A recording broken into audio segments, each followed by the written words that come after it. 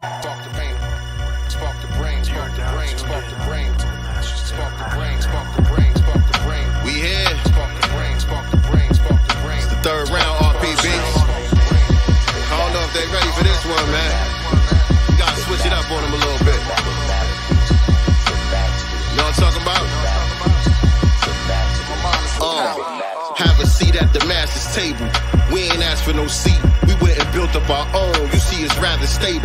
You got 2 eyes, 2 ears, you know the rest. Look, listen, and observe, but also respect.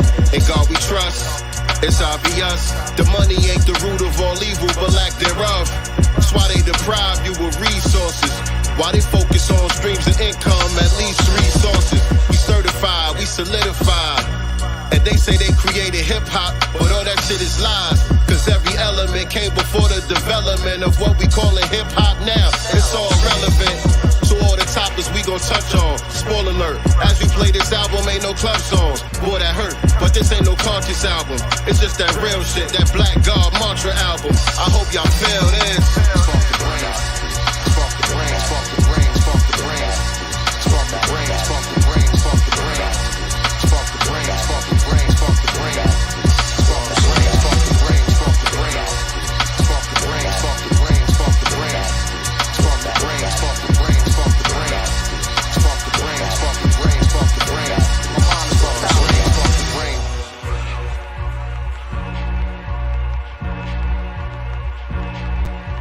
The masters, the masters, the masters, the masters.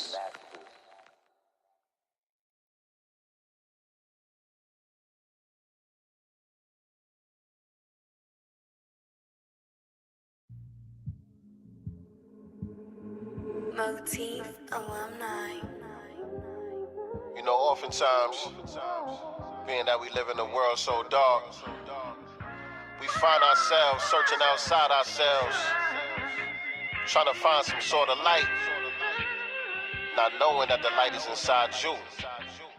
You are the light. Sincere, flashing, flashing, flashing. They looking for them flashing lights, flashing, flashing. You ain't know you was a flashing light, flashing, flashing, flashing. They looking for them flashing lights, flashing, flashing.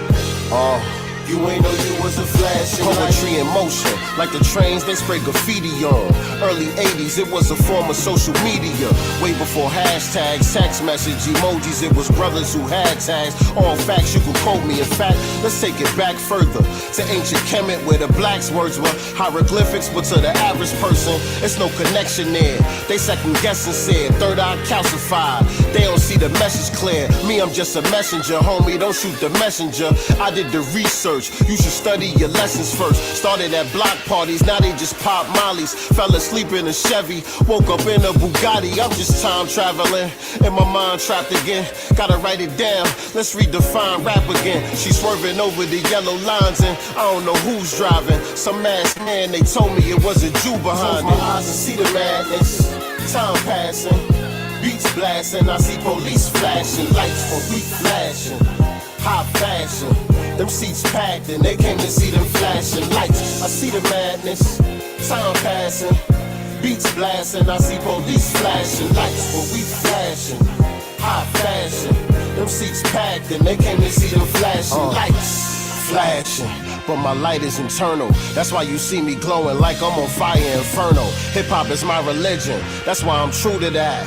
And you would love it too if only you knew the facts. But no, you wasn't there. Studying pioneers, building skill to be one of the most undeniable heirs. I could cry a few tears, the way they did the culture. Her dead carcass has become lunch meat for the vultures. Look what happened to jazz, same goes for rock and roll. They speeding up the vibration, taking out the soul. And so the whole world's out of control, cause hip-hop happens to be the strongest force on the globe. I put that on my soul, word is born to the ancestors. Like pyramids stand on the sand, we here forever, and maybe you should acknowledge it. Can only focus on that 80s and that 90s shit. Gotta zone into what them young homies is trying to spit, cause our own parents told us our culture was counterfeit. Look how we changed the world after they doubted it. We are the light shining bright as the sun out this bitch, and yeah, I'm proud of it. Close my eyes and see the madness, Time passing, beats blasting. I see police flashing, lights for we flashing. High fashion, them seats packed and they came to see them flashing lights. I see the madness, time passing, beats blasting. I see police flashing, lights for we flashing. High fashion, them seats packed and they came to see them flashing lights. Flashing, flashing, flashing. They looking for them flashing lights. Flashing, flashing. You ain't know you was a flashing light. My eyes to see the madness. Time passing, beats blasting. I see police flashing, lights for we flashing. High fashion, them seats packed and they came to see them flashing lights. Flashing, flashing, flashing. They looking for them flashing lights. Flashing, flashing. You ain't know you was a flashing light. Yeah, like that. Let's see what's in the God's mind. Listen. I'm a law and Yo. a person of sincere love to God. Boom. That mean they arm too short like tall Anthony Shaw. I Bars. said I'm a law and a person of sincere love to God.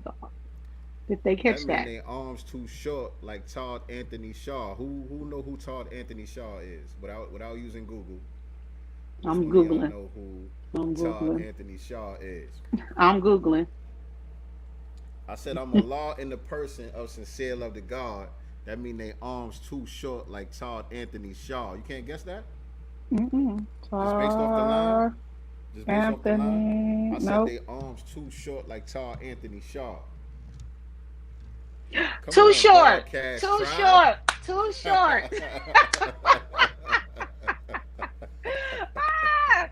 Oh, I Too said they short? arms too short like Todd Anthony Shaw. Your arms too short to box with God, man.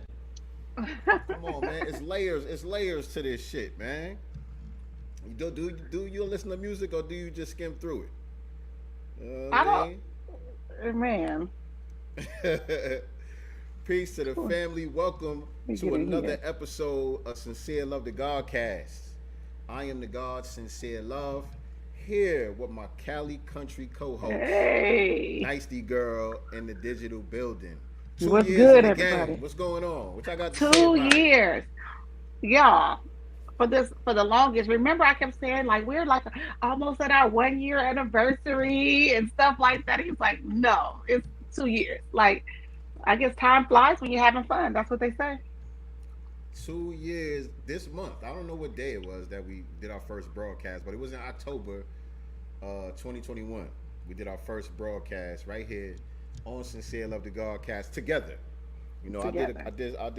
I was trying to do it on my own a little bit before that, but when we really formed Voltron out here, it was 2021 in October. So I can- happy anniversary to the Godcast, man. Shout out to all Happy the anniversary day ones. to you. Right. Shout out Right. to all the day one tribe members. Appreciate all of y'all, all of the newbies who just now learning about us, tapping in, checking in with us. Appreciate all of y'all as well. And what we need you to do right now is hit Oops, I that didn't mean to like do button. that. Right. Go ahead and hit that like button, family. Share. this out on your social media platforms. Let everybody know that Sincere Love the Godcast is live right now.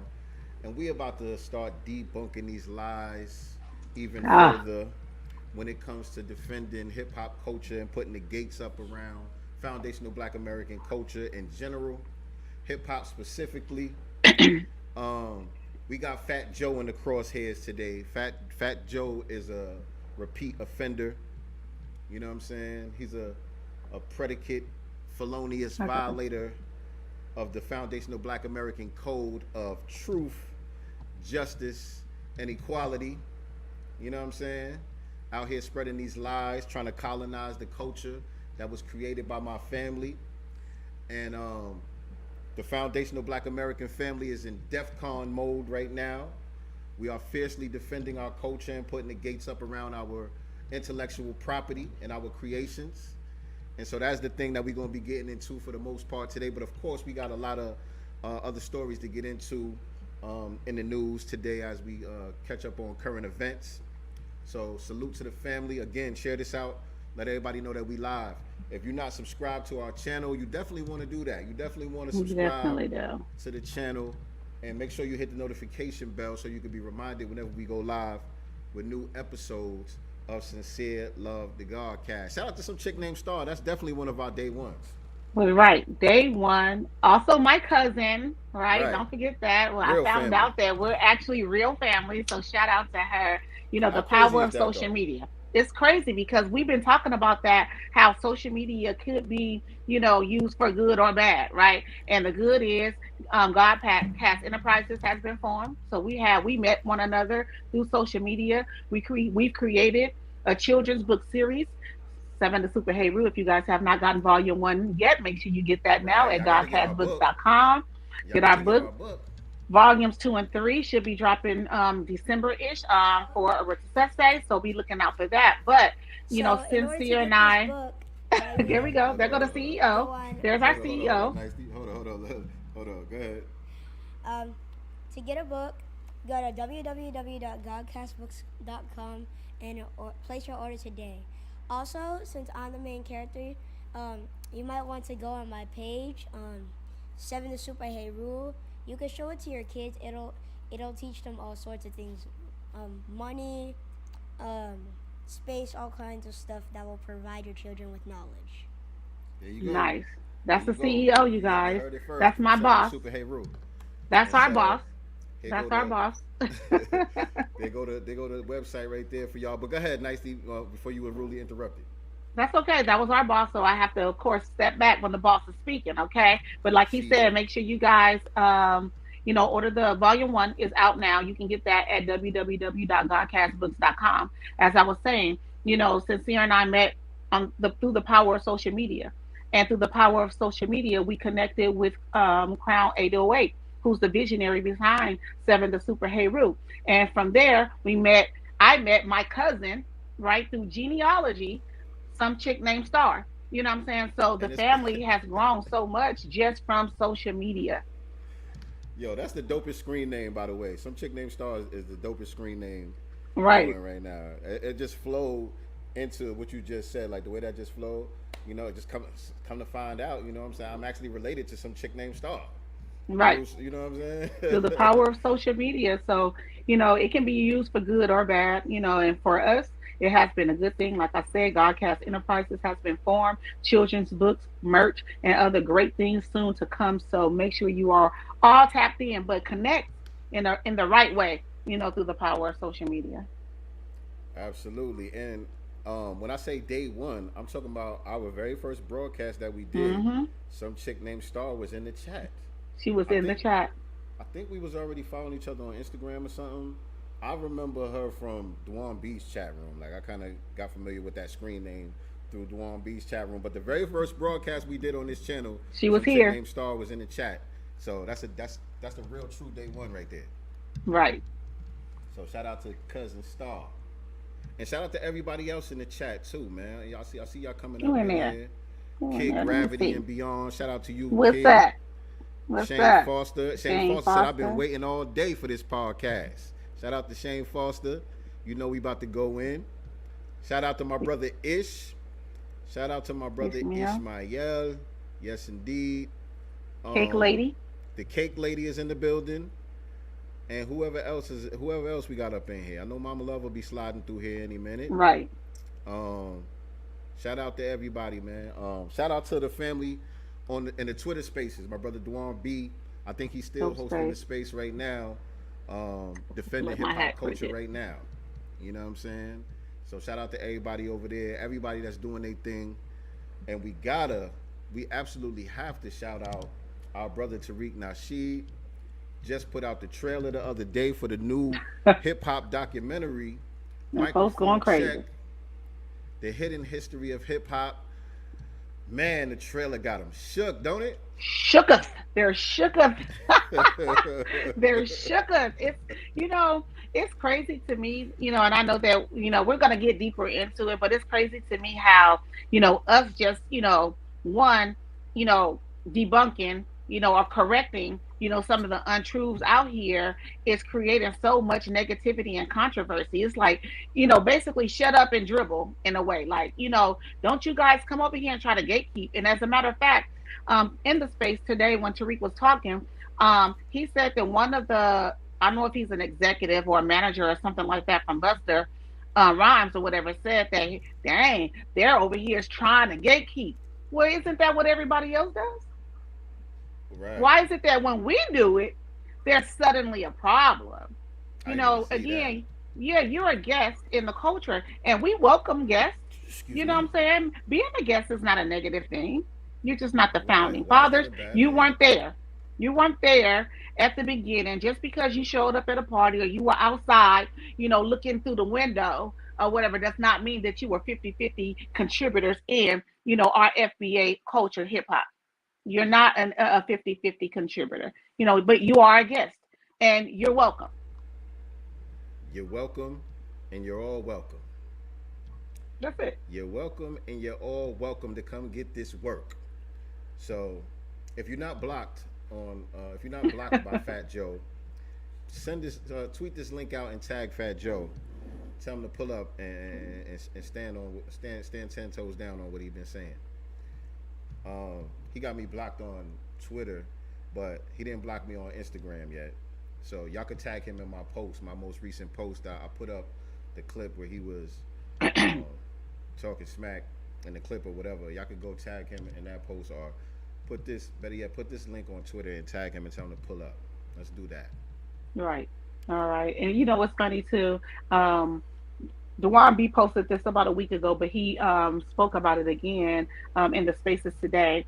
And he said, Fat Joe out here trying to make us believe Kid Ray helped create the new Fair East Side High just because his ass was sitting there with his mullet and a black eye and a band-aid on his nose, right? He was there. He was there, right? So he helped create Fair East Side High. That's what Fat Joe was doing. That's funny. Fair East Side. I thought that Fair was a great East analogy. Side. Yeah, man. And I also wanted to point out that the song that I opened up the broadcast with today, it's called Flashing Lights. It's available on all streaming platforms, by the way. Sincere love to God. I wrote that song, man. It's one of my favorite songs still to this day that I made, but I wrote that song like a decade ago or something. Wow. More than a decade ago. I wrote that song.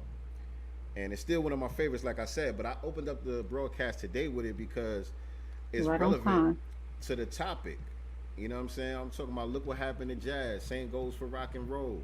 They speeding up the vibration, taking out the soul. It was about opening up the idea about the origins of hip hop. And again, this is before really this conversation started going and getting really heavy. It was about opening up the true origins of hip hop and where it really comes from. The essence of it. You know what I'm saying? Not this mythological story that they got wrapped around these three so-called founders and inventors of the culture. That's just not how cultures come about. That's just not how culture comes about in general. You know what I'm Right. saying? It comes from us as a people. You know what I'm saying? Having a shared history and a shared experience. We develop certain ways to express ourselves dealing with that experience. You know what I'm saying? And that's how any culture is born. You know what I'm saying? And hip hop is no different than that. And so that's why that song was so appropriate. I need to go really listen to that record. Y'all go spin that record and really listen to the lyrics because it hit heavy on the topic that we're dealing with right now. For real, for real. And so before we actually get into the main topic, let's talk about some stuff that's going on in the news, shall we? Yeah, let's do that. So first and foremost, before we really get in depth into all the topics, I first want to give a FBA shout out to Black Alpha Network as well as Afro Elite. They pulled up on this fake reparations convention out there in Atlanta this weekend. Uncle Mammy was out there speaking, and it was just more of that to me, from what they were saying and what they were posting. A lot of African American, they weren't really speaking on the lineage based reparations and none of that stuff. So I'm glad that they pulled up to disrupt, and let them know that certain languages and stuff like that. We will not be tolerating. You guys are not slick. You know what I'm saying? And the family, the B1 family, the FBA family will pull up on y'all and issue some corrections out there. So shout out again to Black Alpha Network as well as brother Afro Elite for pulling up on that Facts. fake reparations convention. And mind you, the fact that they called it a convention, it's mind boggling. It was more of a mixer. It was a more of I would call that a mixer, I ain't maybe. even seen. I You ain't even know. seen none of the footage or anything.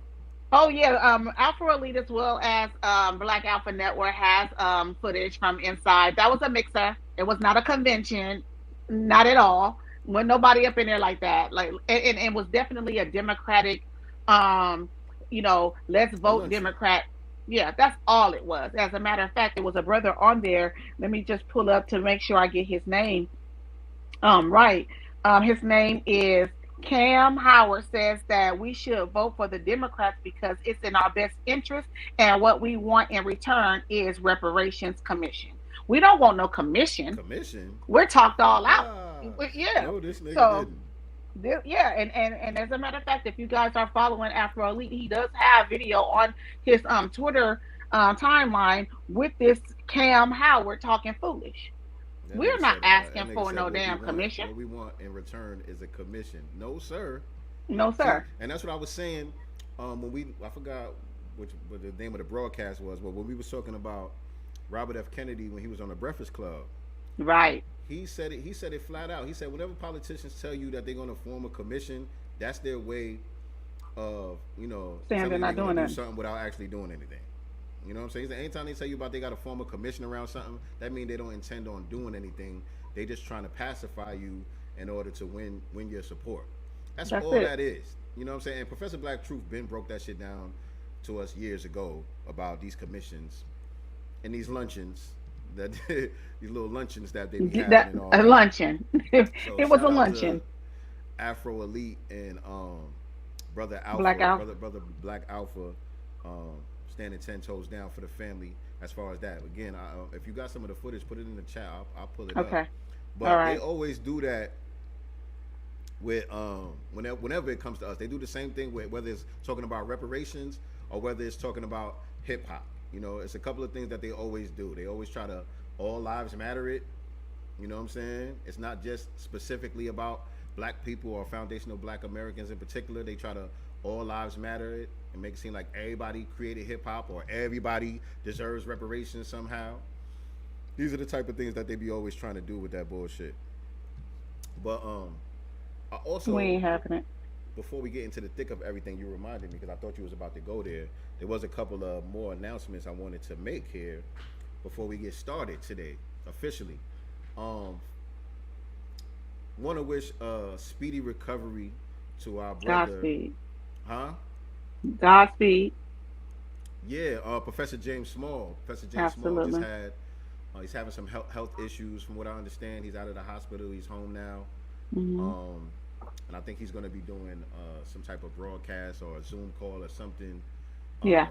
Talking about the importance of prostate cancer. Screenings. Yeah, screenings and stuff like that. But definitely wanted to just send some love and light his way, well wishes his way. Like you said, Godspeed, recovery to our elder, master teacher, Baba, Brother. Professor James Smalls, man. Absolutely. And in addition to that, gotta send an RIP shout out to our brother, former Godcast guest of the show, Dr. Elaine Rollins. Dr. Yeah. Elaine Rollins passed away the other day. I'm not sure what the details are, the cause of death and all of that stuff. But I seen that Brother Reza Islam confirmed it. He did a live the other day talking about it. And I seen the family put up a post on his page as well, talking about the brother's passing or whatever. And so we were lucky to have him on our show. He dropped a lot of game. Absolutely. Shout out to Brother Ish in the chat. Ish called me the other day really to thank us for having him on because some of the information that he dropped, he said was very helpful for him and his family, something personal that they Right. was going through. And he didn't know how to get the answer to the question. And so if it wasn't for him coming on our show, dropping some of the game that he dropped, they wouldn't have even been able to, deal with that situation properly. So, man, Man, I mean, well, I that spoke was to left him. field for me. Yeah, right. Because I spoke to him a week and a half ago, maybe 2 weeks ago. He just hit me up and he's like, "Yo, give me a call." And so we got on the phone, and he was telling me some of the stuff that him and Reza was planning, and he wanted to come back on the show because he had some, he wanted to update us on some details, some things that they was planning, some stuff that they had going on. And the brother, the brother just seemed Mhm. fine. Do But we you need to never put on know. our tinfoil kufi? You never know what's going on with people, man. Anywho, rest in peace to him and condolences to his family. Word. All right, so what am I going to get into first? Um, hold on, y'all. Just give me a second. So,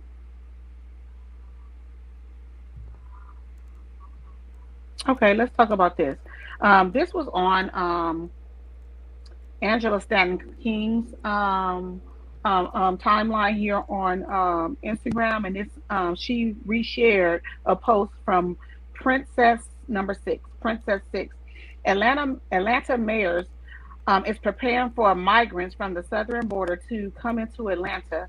Mayor Andre Dickens asked for, and the Atlanta City Council has approved nearly $7 million for shelter in area hotels, foods, and other necessities. What the hell? Atlanta, They y'all give getting flooded. they're giving these people the red carpet treatment, man. Right. They might as well put up another goddamn Statue of Liberty. Send us your huddled masses, your poor and your desolate. Just send them over here. Help us undermine But the Negroes.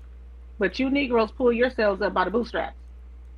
And from what I understand, I mean, it's literally like that whole era happening all over again because from what I understand, some of these countries are actually emptying out their prisons to send them What? over here. And again, I've we're not seen, vetting them. yes, these people are not being vetted at all, not at all. And I've seen videos of people talking about how they're actually emptying out the prisons and saying if you go over there, then we'll let you go. Wow. Since the border's open, Wow. here you go. Here's your get out of jail free card. Just don't come back here. Go over there with your nonsense. And That's crazy. we're seeing all type of crimes taking place in these areas. The people in Hmm. Chicago, the people in New York, and you about to see the people in Atlanta the same way, really turning up about this situation and kind of defending the neighborhood, man. People don't want these people brought over here and dumped on top of us like this. This is craziness. It's This is absolutely crazy. crazy. And then the difference also is that Atlanta is not a Democratic run, state. It's a Republican Well, run the state, city but is. the The city state is is not. Democratic. The city Oh is, but the wow. state is The not. city is, see, here we go. Uh, So another Democratic run city, you know what I'm saying, who's flooding us with these immigrants, illegal aliens, and then telling us to vote for the Democrats because they're so much better for foundational Black Americans. How? When every policy that you guys create is to undermine us. every single one. Every single one. Man, black people, y'all better get it right this goddamn election season. Y'all better get it right this election season. I mean, we already behind the curve.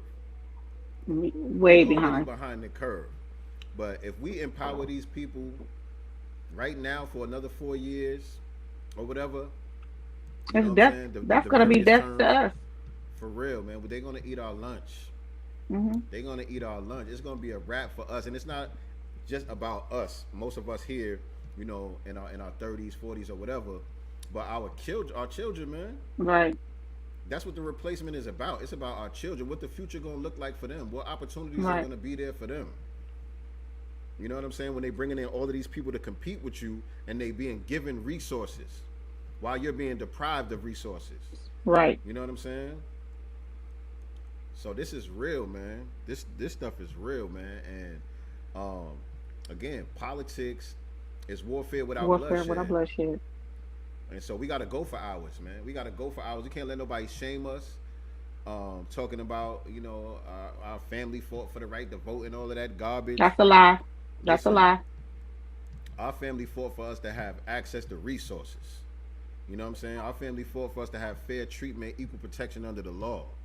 And so whatever it takes for us to get that is what we need to be doing.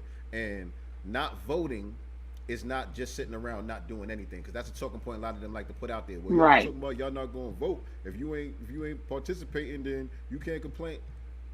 That's the vote for Trump. Piss me with all of that bullshit. Not A voting non-vote is is a actually vote for strategy. Trump. And who gives a damn? Who gives a damn? We better off with Trump. Keep it a buck. Right. That's the We part better that they off don't with want to Trump. acknowledge. You know what I'm saying? Trump said he getting these motherfucking migrants up out of here. That right He there said alone got my that's the vote. first thing on his agenda. He's about to get these migrants up out of here. Does that help us or does that hurt us? That's the question right there. Right. That's the top thing he got on his agenda, and he's saying it with his chest. Right? So is that something that's going to hurt foundational black Americans, or that's something that's going to benefit foundational black Americans? You know It's what's simple. weird too is Biden now is has increased funding for the to build the border wall. You know that Trump was doing. So what they do is give you a little bit, blame the Republicans, talk bad about them, then turn around and do the same goddamn thing Yes. And they trying to do every it on the single time. slick. Hmm. Trying to do it on the slick. They trying to do it quietly. But yes, right now he just, not only is he releasing funds to start the construction of the border wall, he also had to amend certain laws to be able to do it. You know what I'm saying? So he's changing laws that are on the book, recently put on the books. You know what I'm saying? Because they came in and tried to undo some of the stuff that Trump did. Trump So did. now they redoing the stuff to put it back how Trump had it. You know what I'm saying? In order for them to put up this wall, but at the same time, they waving the flag to tell the migrants to come on over. What's going on here? What's going on? It's like schizophrenia. For real. For real. But this stuff is done Deliberately. specifically to target and undermine us on all different levels. From an economic standpoint, you know what I'm saying, a resource deprivation standpoint, and also even when it comes to like statistics and things of that. You know what I'm saying? It's the reason why Right. they're putting them specifically in our areas. You know what I'm saying? Because they could use certain ambiguous language to refer to the crime taking place in certain areas. Right. Without specifying who it is. Right. You know what I'm saying? These areas are historically black, predominantly black for the most part for now. And when they refer to these areas and all the crime and drugs and all the stuff that's taking place there, people automatically associate it with black folks. With us. But they're never going to point out the fact that they're bringing in all of these illegals, and that's where the spikes are coming from in the crime statistics. Exactly. And when they commit the crimes, they'll purposely not tell you the race of the person, but as soon as a black person commits a crime, they'll highlight the fact that that person is black. So when you think about the crime that happened last week, where they didn't mention, what I'm saying, the ethnicity or the race of that person, what I'm saying, they're automatically going to assume that that was a black person too, because something happened a week later. Right. And also, a lot of them look black. A lot of Yeah. them look like us. Yeah, Hold on they a coming second. over here with afros. Hold on. They a coming second. right on over here with afros and deep melanated skin. Oh, wait, I clicked on the wrong shit. Hold on a second. Let me show y'all this.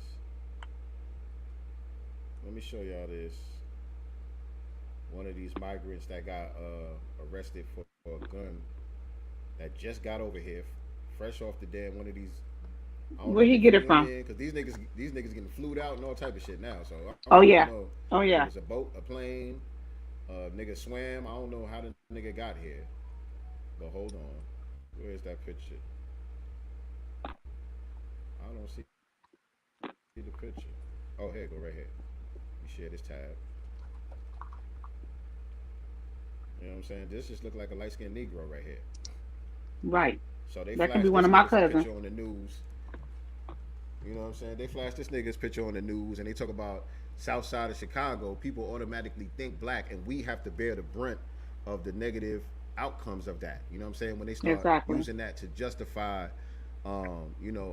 funding the police even further and militarizing our communities even further, and whatever it is that target they us. plan on doing. These images are used to justify all that. And these people Everything. have a whole different mindset. These people ain't got nothing to do with us. Nothing to do with us at all. And so shout out to the people in Chicago. They getting organized from what I can tell.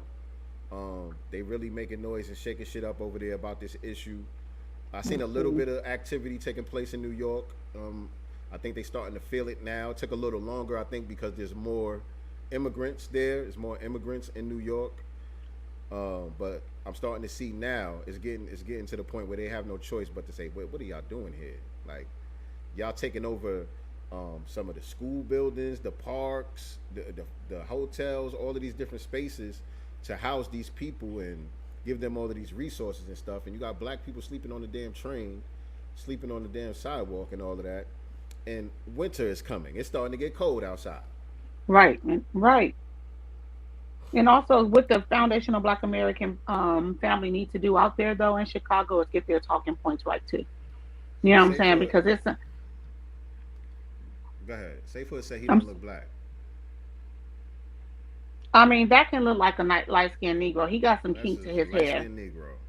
Yeah, he got some kink to his hair. You know what I'm saying? That's what they look like. He doesn't look like um, he definitely could be a light skinned Negro, or he can look biracial. Right. You know, if that's the thing. I can't You make know what I'm saying? My nephew is lighter than that. Look at his hair. I have a nephew. Yeah, I have a nephew lighter than that. Right. Right. I mean, we can tell. You know what I'm saying? Us foundational Black Americans, we could tell he's not one of us. You know, when you really take a good look at him. But I'm just saying, they flash images like that across the screen on the nightly news when they talking about crime in certain areas. People's mind also automatically associate that with us. With us. Is what I'm saying.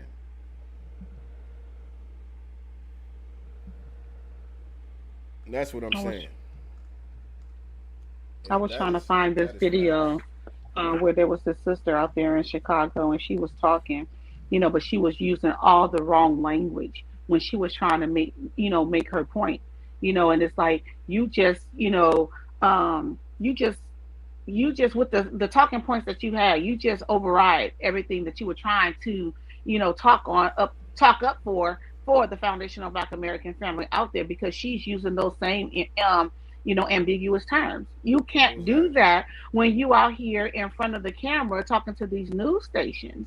You know what I'm saying? They need to codify the language out here. And sometimes I wonder, are these really residents, or did they send her, all of a sudden and getting all this airtime, to speak, on the microphone in front of the news station using all the wrong language? I question that now. You got the video? I'm looking for it right now, and I'll send it to you. Okay. But she was basically undermining her damn self.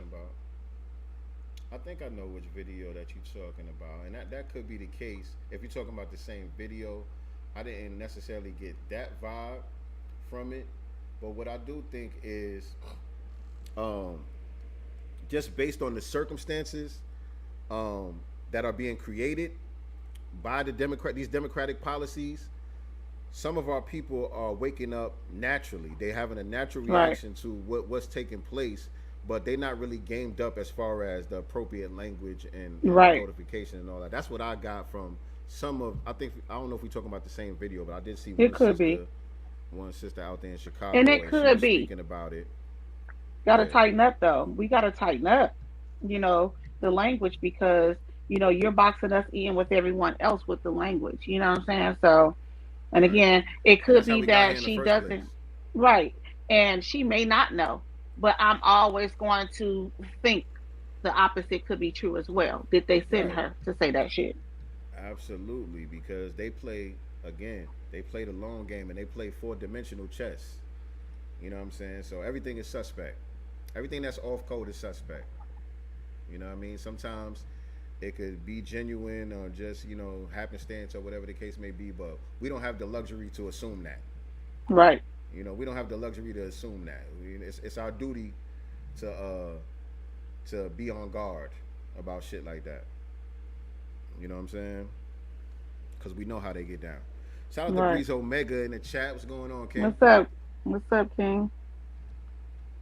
Let me get in here. So speaking of, immigrants and stuff like that, So 21 Savage has officially become a permanent U.S. resident.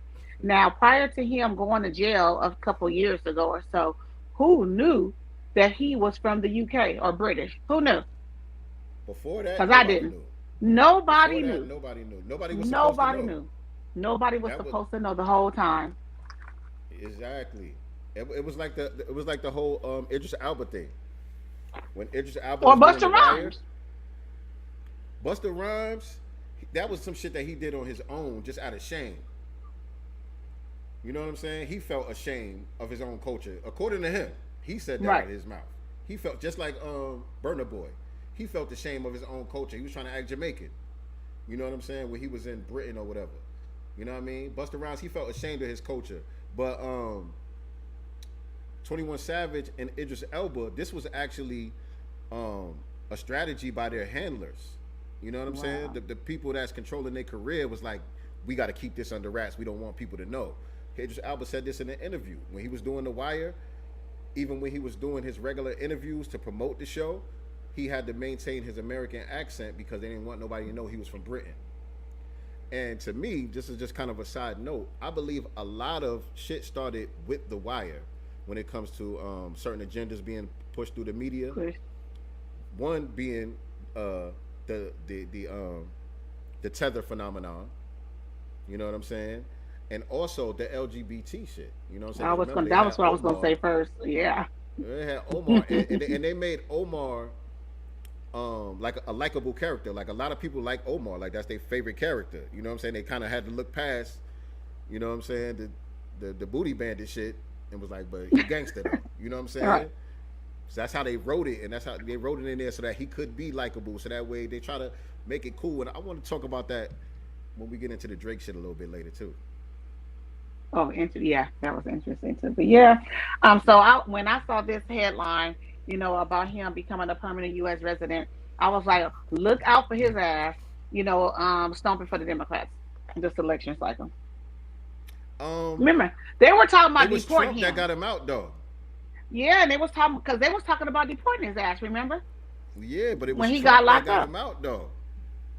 It was Trump that got him out. Just like it was Trump that helped Wayne out with his situation. Right. And on Wayne's project that he just dropped, which is kind of trash, very mid. But he was kind of bigging up Trump on there a little bit. You know what I'm saying? On the joint.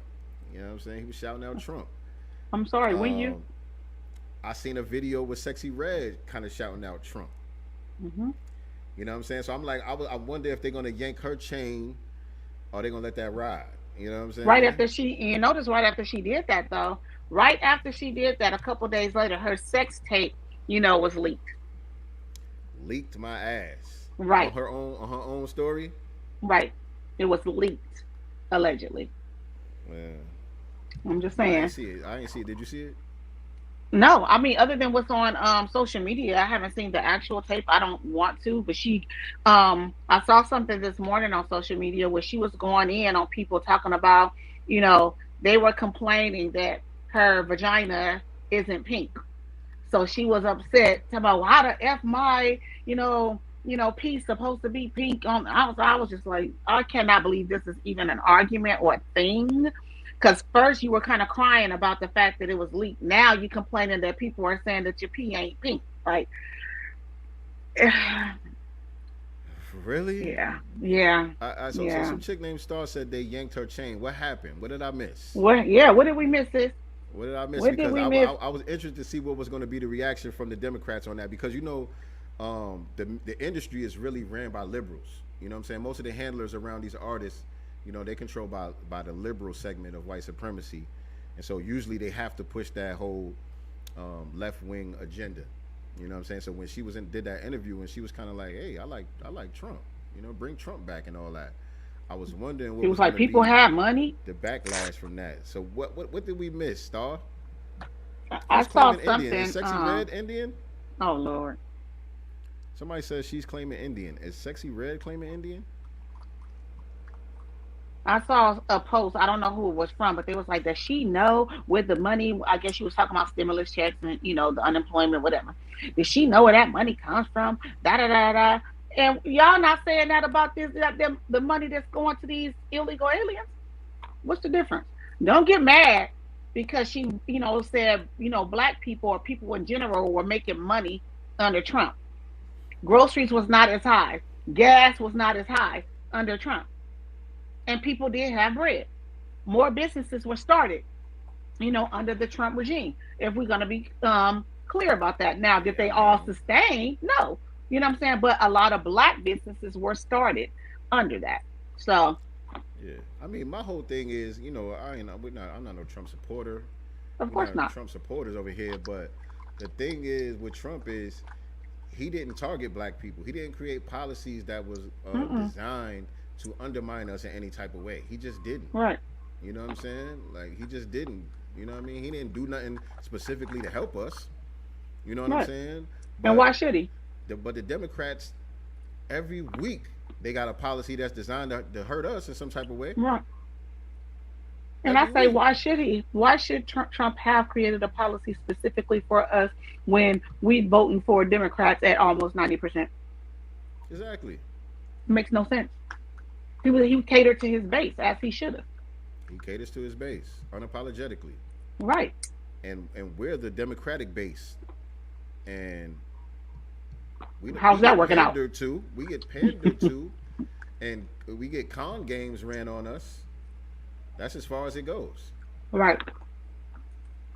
That's as far as it goes with the Democrats on the local level, all the way up to the national level. Y'all let me know if y'all got some local politicians that I don't know about around your way that's actually doing something specifically for foundational Black Americans. I'll digress. I mean, out there in Chicago alone, speaking of Chicago, the new mayor that they just recently elected is catering to the goddamn on illegal aliens. He's He a ain't doing clown. nothing for the black, residents out there that voted for him, that put him in office. You know what I'm And I saying? seen a video with him complaining about the migrants Right. somewhat, and he was just afraid to say Biden.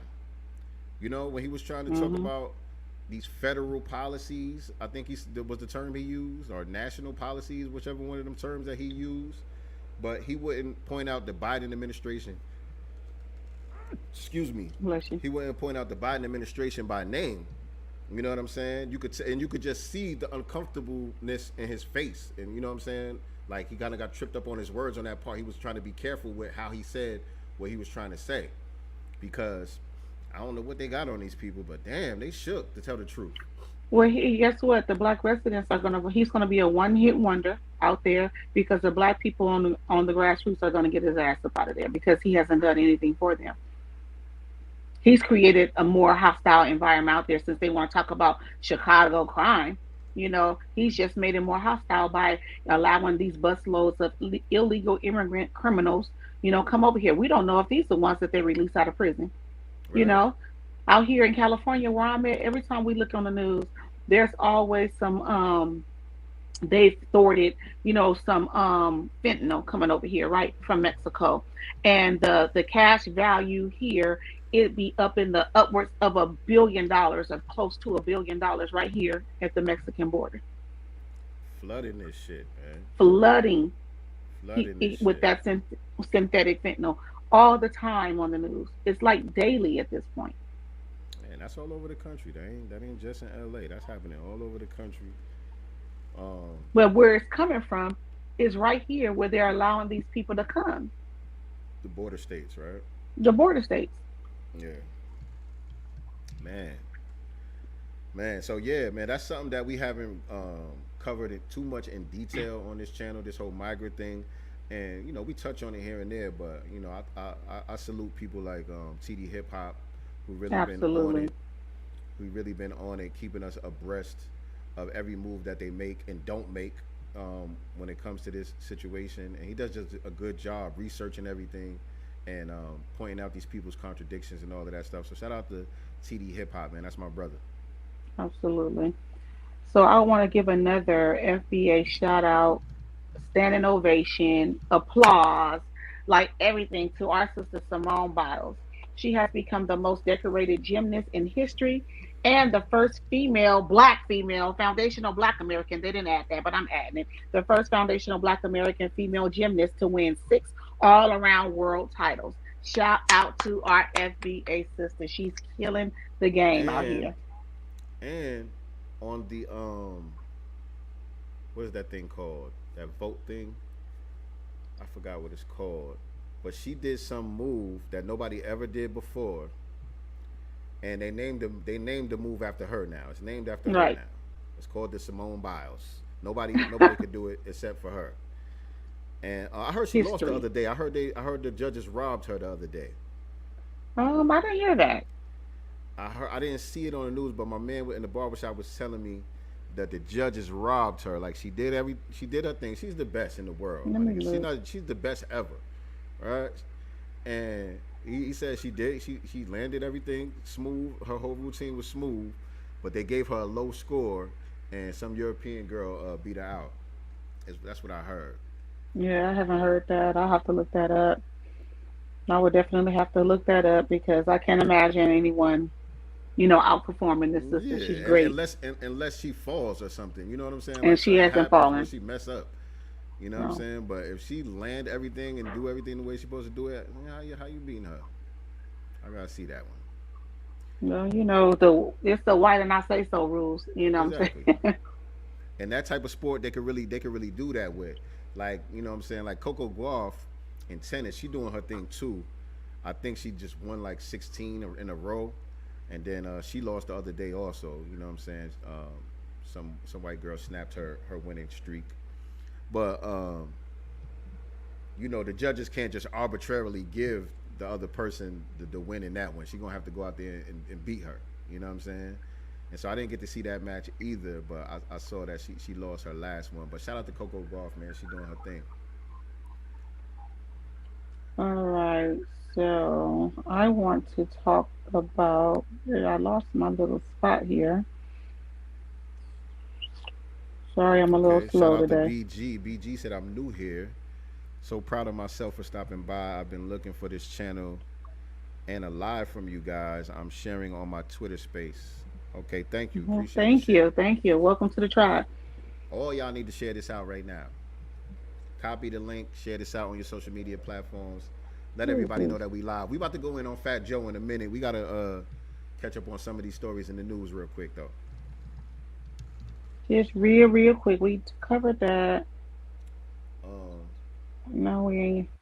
Not just keep on that. sports real quick. Just gotta give a big shout out to Deion Sanders again. Oh, He had a yeah. big game yesterday. Oh, you know what? It's so funny you brought that up because I went to my nephew's. My nephew plays high school basketball, and they're in season. So just preseason games right now, and it was a guy, and then he was like, "Hey, does anyone know what the score is with Colorado and USC?" And we were all scrambling in there. When we did check the score, it was tied, and I forgot to follow up when I got home. So shout out to Dion for winning against USC yesterday and the team. I'm glad to hear that. Uh-huh. And speaking of Deion Sanders, let me get y'all's opinion on this video right here. And fair use, by the way. So Umar Johnson was Oh on God. the podcast called "It's Up There." I don't know if this was recent or if I don't know how long ago this was, but he was on the "It's Up There" podcast, and they was talking about Deion Sanders. I want to get the family's opinion on this, man. How y'all feel about this back and forth right here? Hold on, let me unmute.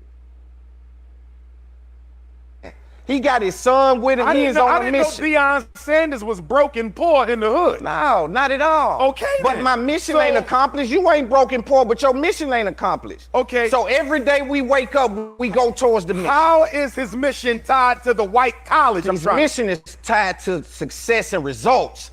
Looking For at who? it for him and his family, his for him son. and his family. What about So, the community? again, that's still on the agenda, but it Where just, at an all-white school? Where is the community on the agenda? Where is the black community on the agenda at Boulder, Colorado? so what I did if I'm Deion Sanders, I come into Jackson State and lay a blueprint. I break a mold. I do something that's never been done. But for you And to that ask was? me, that's for what you just spoke to. You spoke to him bringing all this revenue, bringing these And he was there athletes. for how long? That's not what we're speaking about. No, it is what we're speaking of. Okay. Because it shows a lack of commitment. No. See, here's the issue. Opportunity calls. You know what the bigger issue is here? Go ahead. What do we value more? Building systems of success for young black children or being accepted by white people? That's what this is about. Dion went to Colorado not for the money, because he wanted to prove to white people he could coach white children. That's not right. Look at all them, look. Oh, it is right. Look. No. So No. fair use, by the way. And I have to disagree with Dr. Umar on that. Like, I just felt like disagree that was with Umar. ridiculous. And let's be very, very clear. HBCU has black in it, but it's not a black school, not black run, not black funded. You know what I'm saying? And not predominantly the attendees are not black. I mean, so what is the point? Yeah, man, that's all right, right. Like you said, I vehemently I vehemently disagree with Umar Johnson on this. First of all, when he asked the man, you know, who the stuff that Dion is doing, it's a win for who? It's a win for Deion Sanders. It's a win for his family and his sons. It's a win for Colorado University and that Boulder in general. Everybody's eating off of the revenue that he's bringing there. You know what I'm saying? So white people are going to benefit regardless because we live in a system of white supremacy. They already have the systems in place. They already have the infrastructure in place to be able to extract the capital from any type of revenue flow that's created. No matter who creates it, they're going to benefit somehow, some way. So I disagree with him with that. Also, Jackson State, like you said, this is not some pro-black institution. It's a historically black college, but they're not really pro-black like that. No. They just hired a white girl on the football team to be their kicker. The kicker for Jackson State now is a white female at the All lives matter. At the HBCU. All so these lives people matter. ain't pro-black. All lives You know matter. what I'm saying? Also, he talked about, you know, he's over there coaching a bunch of white kids. Over 90% of the team is black. Black. Over 90% of the team is black, and it's benefiting them also. These Right. opportunities are being created for them and their families also. So it's benefiting not black people as a whole, and that's not his job, that's not his mission, that's not what he signed up for. Right. We're not making Deion Sanders out to be a saint. A lot of us who support him, we're not saying, you know, he's B1 to the fullest and all that. That's not what we're saying. But we can still appreciate what he's doing, the optics of it, the energy behind it. We can still appreciate that and big him up and ride that wave because it's a good look. It's a good look what he's doing. You know what I'm saying? You don't have a lot of black head coaches in college football like that now or historically. You just don't have it. And now you got this brother who is a Hall of Famer. He's very high profile. He's bringing a lot of energy to just the institution, the sport, all of it. That's something that we can salute and pop our collar to. That's not saying that, oh, he's Malcolm X or something and he's here to save black people. No, that's not our expectations. So that's an unrealistic ask from Umar. You know what I'm saying? What is he doing to benefit the overall black community? That's not what he signed up to do. He went to go coach football. But that's the Dr. Umar's calling, right? And so we're still waiting on the school. You know what I'm saying? And we're still waiting on you, sir, to do what you said that you were going to do for the black community, even if it's in small increments. You know, you may not have the money that Dion has, you know, but you have had enough donations thus far to have already had a school up and running at this point. But that's your calling. That's what you were put here to do. You can't impose what you said that your you know, what you want to do for black people on someone else if that's not his calling. Right. It's a projection. It's a projection. You're projecting your own failure. It's not a good look, Umar. It's not a good look, brother. It's getting worse and worse for you out here. I'm saying, get that school started. Couple more things I wanted to point out, but I do want to get into what we talking about today. So just quickly, y'all know Kyrie Irving has a yeah. new shoe deal with an Asian company called, what's the name of this company? Let me find it. Here it is. A Chinese apparel company. What's the name of the company? Anta, something like that. Anta. Right? And so now, according to a new Rolling Stone article, they're saying, however, Anta has been directly linked to crimes against humanity and a genocide by the Chinese government when it comes to forced labor by the Uyghur Muslims and the United States government. The United States government is warning the NBA about it. So now you got the United States government, Congress members, sending letters and stuff to the NBA talking about this company that Kyrie just got to deal with, because Kyrie don't just have an endorsement deal to get his signature shoe. He actually has a percentage of the company or whatever also to go with his deal. You know what I'm saying? He's partnering with them. You know what I'm saying? And so now Congress, the United States government, is sending warnings to the NBA that this company is involved with this genocide that's happening with the Muslims over there in China. But they wasn't saying nothing about it. Remember, we pointed out that the Nets owner had from Alibaba. Right. Alibaba and another tech company that he owns, which was using this forced labor that they're talking about. Exactly. Uruguay Muslims and all that. We were pointing that out when y'all was trying to criticize Kyrie Irving for the whole jab situation. The jab situation and the situation with the tweet. With the movie. That's all yeah, the movie. movie. The movie out. Yeah, we was pointing that stuff out then, and the United States government wasn't saying nothing. Neither has the NBA, who has someone that's an owner of a team, you know, Right. who owns Alibaba, you know, who is doing the exact same thing they're trying to criticize Anta about. Right. Also, Klay Thompson got a deal with that same company. A few other NBA players have shoes with the same company. But now that Kyrie is involved and pretty much in position to really take that company to the next level, it's already like a $50 billion company or something like that. They up, you know what I'm saying? But with Kyrie It's worth Irving, more than 30 billion. It's worth more than 30 billion. Right.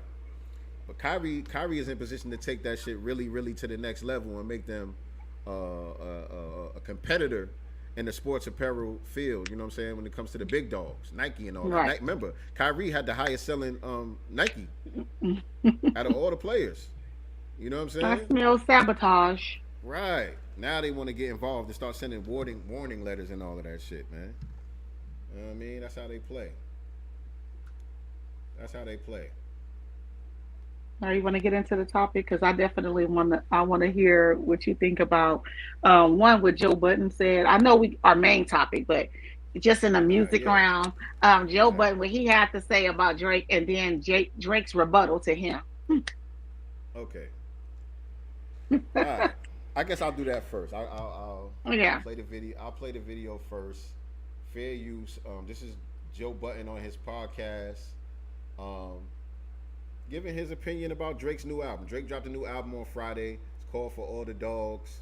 You know, it's Drake, so of course it's gonna create a big buzz. A lot of people are gonna be talking about it and stuff like that.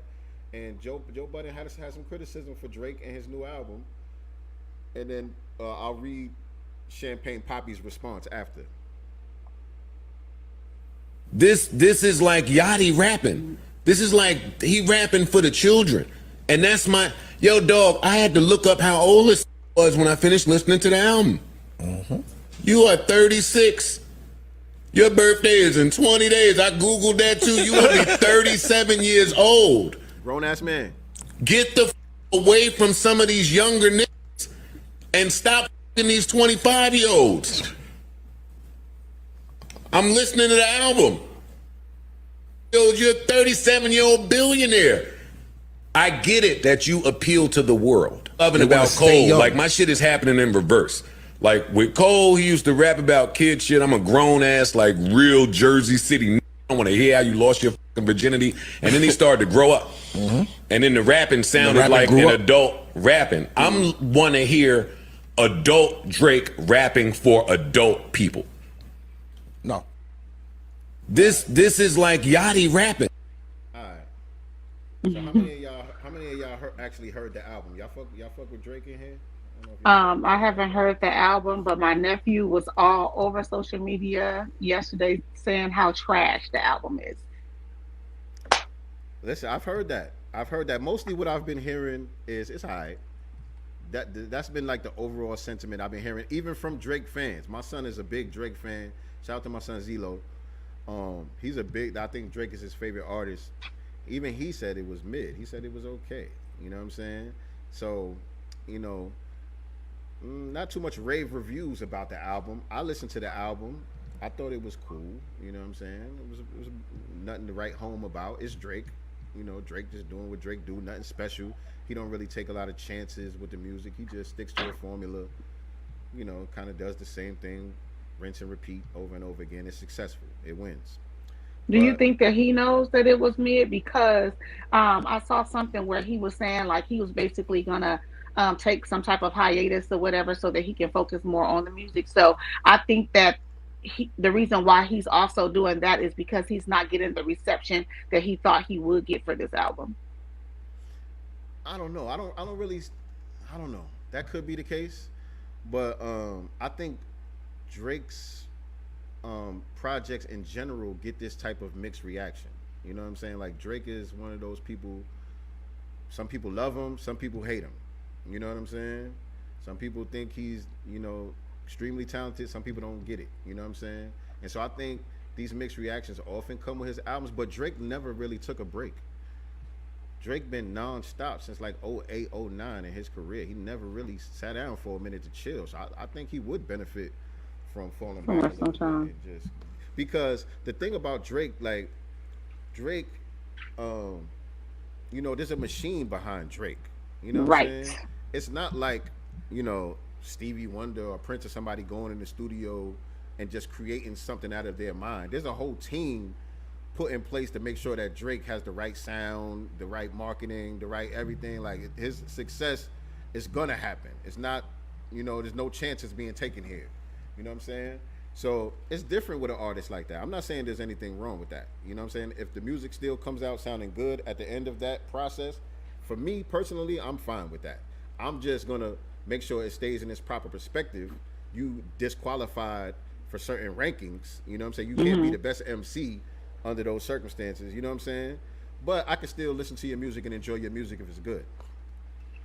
But I think Joe Budden had a good point, and he wasn't really dissing Drake. It wasn't a diss. I didn't take it as a diss. The album. You know, it's his opinion about the album and where he thinks Drake needs to be at this point in his career. And some of the stuff he was saying, I was saying before I heard it, I was saying the same thing to my son. You know what I'm saying? Me and my son was having a conversation about the album, and I actually kind of snapped on him a little bit. I was pissed off at Drake because Drake, well, before we get to that, let me read Drake's response to what Joe Budden said. And I think he went too far with his response. It was too far. He's very sensitive. This is a very, in my opinion, this is like a bitch ass type of response. Very Drake wasn't beta. supposed to say anything. You the number one artist in the world. You're supposed to just keep it player and act like you don't even know Joe Budden exists. Right. But the fact that you did all of this is some whole shit right here. But anyway, he said, Joe Budden, you have failed at music. You left it behind to do what you are doing in this clip because this is what actually pays your bills. For any artist watching this, just remember you are watching a failure give their opinion on his idea of a recipe for success. A quitter give their opinion on how to achieve longevity. You switched careers because the things that pop into your brain had you broke, living check to check, and the raps you write had 450 men show up to your shows in dusty Anichi jeans to screw up their face to mood music 29 and mood music 29 and pretend you are the GOAT.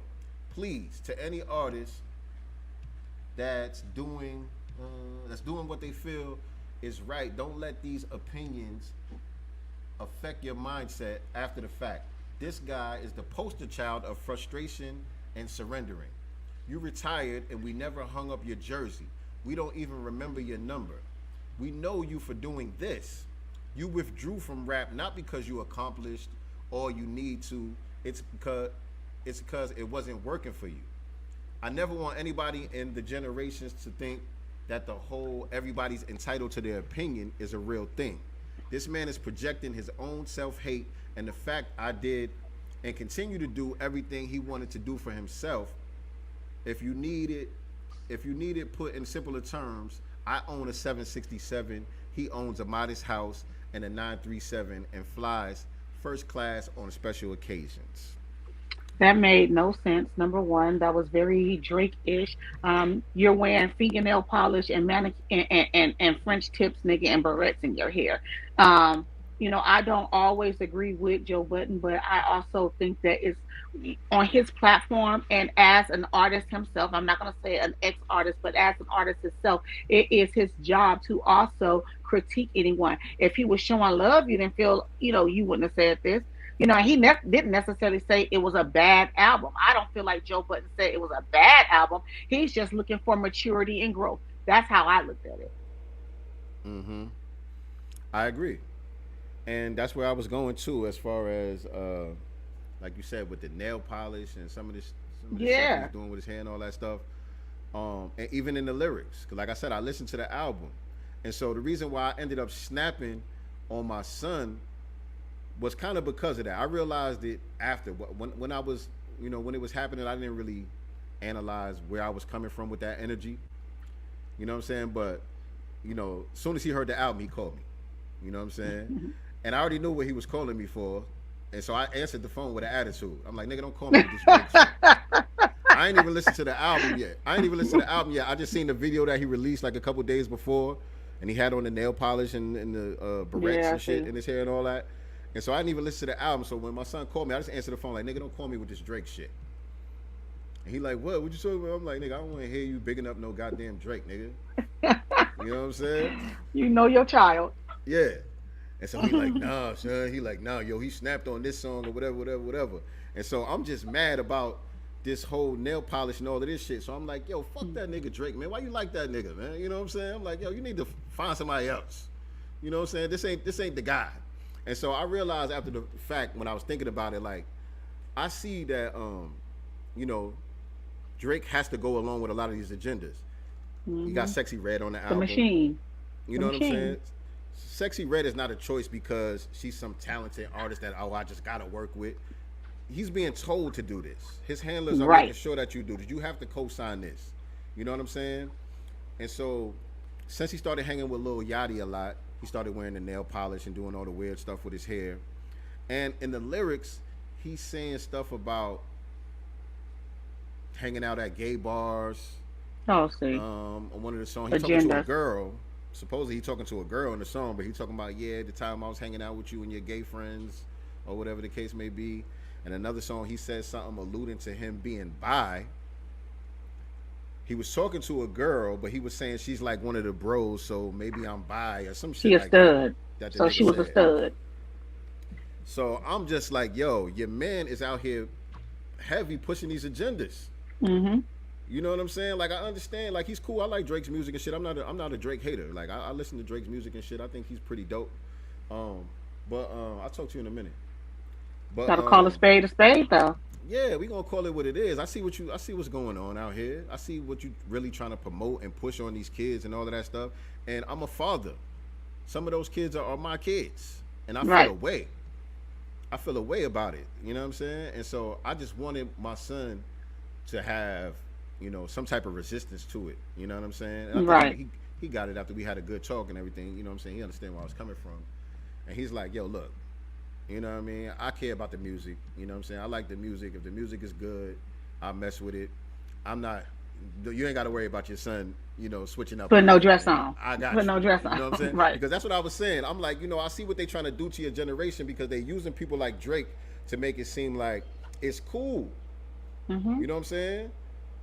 They just pushing it further and further as much as they can to where it's like, okay, it's cool to wear nail polish. It's cool to, put some barrettes. Do women's hairstyle, you know what I'm saying? Wear makeup or whatever the case may be. Put on a dress. All of this spicy stuff that these niggas got going on. They trying to make it seem like it's cool. To where I start sounding just like the old nigga trying to talk to my son about manhood. Speaking of manhood, shout out to Manhood Clothing, Manhood Clothing line. What's the name of the clothing line again? Masculinity Clothing. Masculinity. Masculinity Clothing. Shout out to Masculinity Clothing. But yeah, me trying to talk to my son about manhood, actual masculinity, you know, that makes me sound like the old head that he shouldn't be listening to, because the niggas that's cool, that got all the money, that got their own private jet. They got the car. The 766 and all that, whatever the hell the name of the jet was he was stunting with. They got all that. So how am I supposed to compete with that? You know what I'm saying? It's funny too, because mentoring and raising my son. To be a man, you know, and to be a masculine man and not have that beta energy. And it's crazy that you're talking about that, because Ty and I were having the same conversation, not about music though. You know, he's into YouTubing and stuff like that. He wants to be a big YouTuber, you know, phenomenon, right? And he has his favorites or whatever. He's showing me yesterday one of his favorite YouTubers' Instagram page. And this dude, it's cool, you know, the cars, you know, some of his gear and stuff like that. But on a lot of them, he had a purse, you know, and some he will wear like as a crossbody, you know, and some he would, you know, have a big bag on the side or whatever. And so he was like, Mom, do you think that, is this the purse or is this a crossbody? I have to go in there and get some of my bags, you know, that I have that I can wear as a purse or a crossbody. You know, and I was like, listen, the men in my generation and before had a wallet in their back pocket and that was enough, or a money clip. You know what I'm saying? First of all, women carry purses because not only do we have our wallet, we have our makeup bag. You know what I'm saying? For some mothers, we're going to have a pacifier stuck in there. You know what I'm saying? All kinds of things. But a man, all you need is bags. What y'all got in these bags? All you need is your ID and your money. You know what I'm saying? So you don't need all that. All that. And honestly, he didn't understand it until I put it that way. What's in that bag? What does he need a crossbody for? Only thing he should have in there is his ID and some money. And they only wearing it because of the logo that it has on it. Right. The brand that it's associated with, which 9 times out of 10 is some gay European. Some gay European man. You know what I'm saying? That's the only reason that y'all wearing that shit. You know what I'm saying? And so that's how they, you know, slowly, seduce y'all niggas. Right. But shout out to Zelle and also to Ty though, because the reason why they come and talk to us, because I think that there is, they respect our opinion, you know, and they're asking for our, maybe not permission, you know what I'm saying, but maybe approval. It's something in their spirit that's like, you know, it looks cool to me, you know what I'm saying, but, you know, maybe this isn't cool. You know, let me check with my parents, because my parents is going to give me the real on what this really, really looks like versus what the machine is pushing on, you know, the youth. Huh? Nigga, you wasn't answering the phone. You ignoring people. Nobody even know where you was at. I told you pick up that stuff being a father right now. Don't ask me for nothing. Shout out to daddies. Don't ask me for anything. Shout out to black fathers right there. I was saying, you know, shout out to Zelle and shout out to Ty, you know, for trusting us. I think that they come to us because they do trust our opinion. They do value our perspectives. They do value how we are going to look at them, you know, if they start to mimic some of these things, right? And so they're looking for, you know, a bit of approval, but from us. And I appreciate that they do come to us for that approval versus their peers, because I don't want mine out here getting the wrong information. You know what I'm saying? Or being coerced, or, you know, oh no, this is cool. That's not really a purse. I'm like, dude, that's a purse. How many crossbodies do I have in here that look like that? Yeah, men don't do that. I think they need to hear it from y'all even more than us as men. I do. They need to hear it from women, particularly attractive women. You know what I'm saying? Because ain't that who y'all hope? That's who you're trying to impress, I hope. Sure. Exactly. I was like, nigga, men in my era wore a wallet in the back pocket. That's it. You just need some money and your ID in the event that you get pulled over. That's it. Or if you're going into a club and you're getting carded, you go into the store to buy something that requires you to get carded. You know what I'm saying? You need to have your identification on you just in case something happens. But the main thing, you really just need a money clip in your back pocket and call it a day. You don't need those bags. For what? That's not fashion. A nigga need a cool, you know, ball cap and some cool kicks, and you good.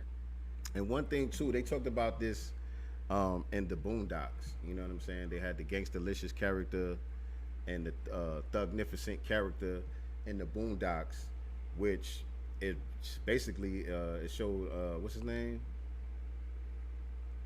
Ryan something, I forgot his name, the creator of Boondocks, made him look like a prophet, basically. You know what I'm saying? Because he was going in on this stuff heavy before it even got to this point. And I used to watch the Boondocks with Z when he was little, and I used to wonder if I was doing the right thing too, because you know Boondocks is hella vulgar, Right. but they be dropping heavy gems though. You know what I'm saying?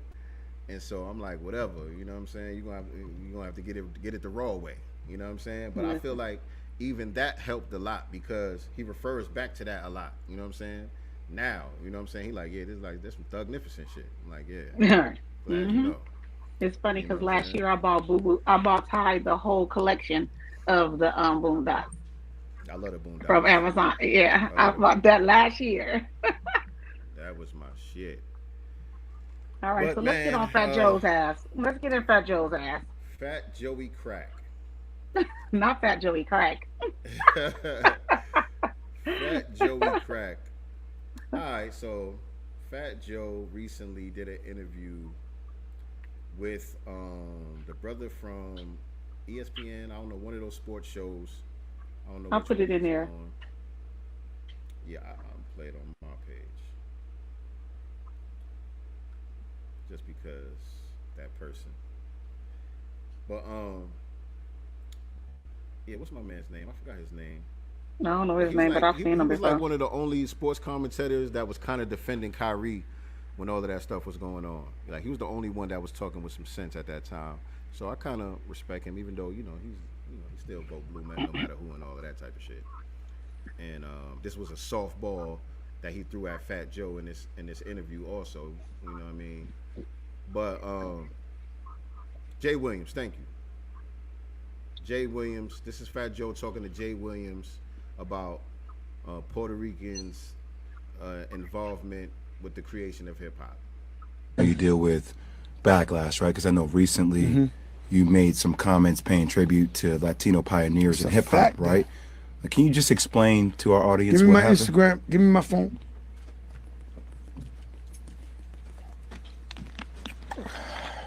Fair use, by the way, fair use. This Fair is on use. NPR. I guess Jay Williams got a podcast or something on NPR, I guess. But fair use, fair use. Funny you say that. I just pulled up, and this is what I just saw on Instagram. Because a lot of black I'll hip hop show you. fans were all in their That's rage not and their true. feelings about it. That's not true. That's Twitter black. So he says that's not true. That's Twitter black fans. And so that's another thing that they try to do. That was a shot. Again, they do that with reparations, and they do that with hip hop. They try to make it seem like it's just some bots on Twitter that's saying this. Nobody in real life believes this, and nobody in real life is saying this. It's Russian bots that are criticizing the Democrats and asking for reparations. It's Russian bots who are saying Puerto Ricans didn't have nothing to do with the origins of hip hop, and it's a foundational Black American invention. It's part of our culture. These are just some bots on Twitter. That's the narrative that they try to push. Sounds like a Democrat to me. Fans. Speaking of that, yeah, because last week or 2 weeks ago there was a video of him giving Bill Clinton a pair of Air Force Ones, talking about you are a hero and all of this stuff, hugging all up on Bill Clinton. Who's hero? Who? Yeah, he's speaking for Puerto Ricans, and he said that his father is Cuban, so I guess he's speaking to, his people. I think Italian. I think his mother's Puerto Rican, his father's Italian, I think. Yeah. On here, he specifically says that his father is Cuban.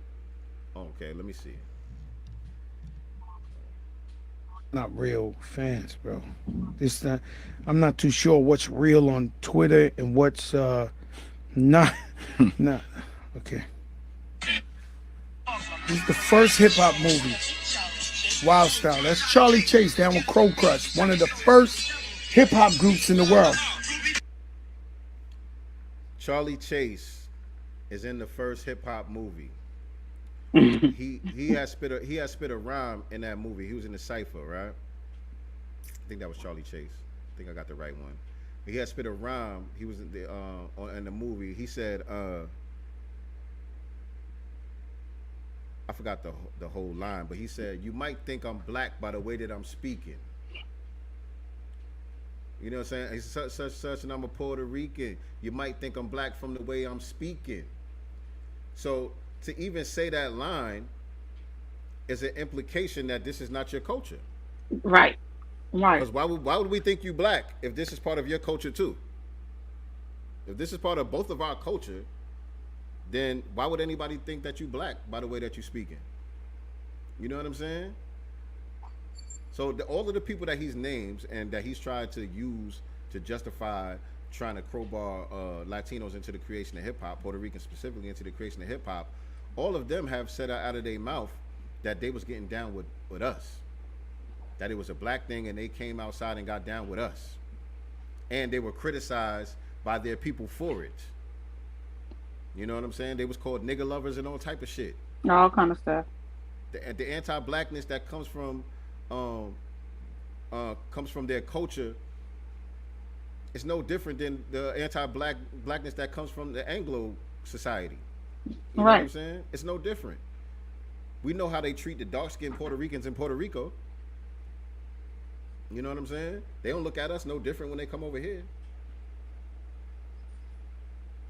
I'm stopping it and starting it, y'all, because that's kind of how you got to do it on here. You know, you got to give commentary. You can't just play the whole video or you get a copyright strike and all of that. But let me let him continue. And you got a lot of nerve when you play against me, you know you're gonna get Fantastic Romantic 5 co-credit. I just saw this now. I didn't have it. Look, they're both Puerto Rican on the first rap groups ever. Can't make this Ruby D, first Puerto Rican. Do you see Ruby D? Like, this is from the infancy. Listen to what I'm saying. Cold Crush, Fantastic Romantic. When you go and you buy your books or you look at your 30 for 30 documentaries and they show hip hop's infancy, there was a photographer named Joe Conzo who took every picture. If it wasn't for him, we wouldn't have. Photography is not an element of hip hop. Dummy. Number one, photography is not an element of hip hop. And also, he was there. Before I talk about the Joe Conzo thing, let me rewind to what he said before that. He was talking about Ruby D, Whip, Charlie Chase. Shout out to Lord Jamar. Lord Jamar had all of these people that he's naming on the Godcast over there. And again, they all said out of their mouth, they came later. Hip hop was already started. They came outside later and got down with us, and they was criticized by other Boricuas for it. They all said it. So whoever didn't see that, go check it out on Lord Jamal's page. The Not I Mean Godcast. I don't know the title of it or whatever, but he had them on there, just giving it up. They were just speaking frank about it. It wasn't. They didn't even have no hang-ups about it. They just telling the truth.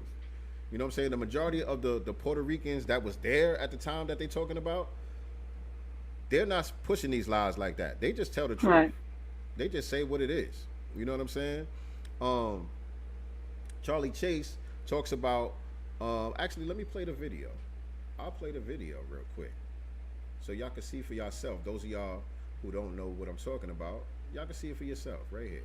And you notice how hostile he is when he's even trying to, tether their way into the creation of hip hop. It's just it's the energy, it's the hostility that he has. Like, what you mad for? Prove your case. Because it's rooted in anti-blackness. Right. It's rooted in anti-blackness. That's the reason why you get that energy.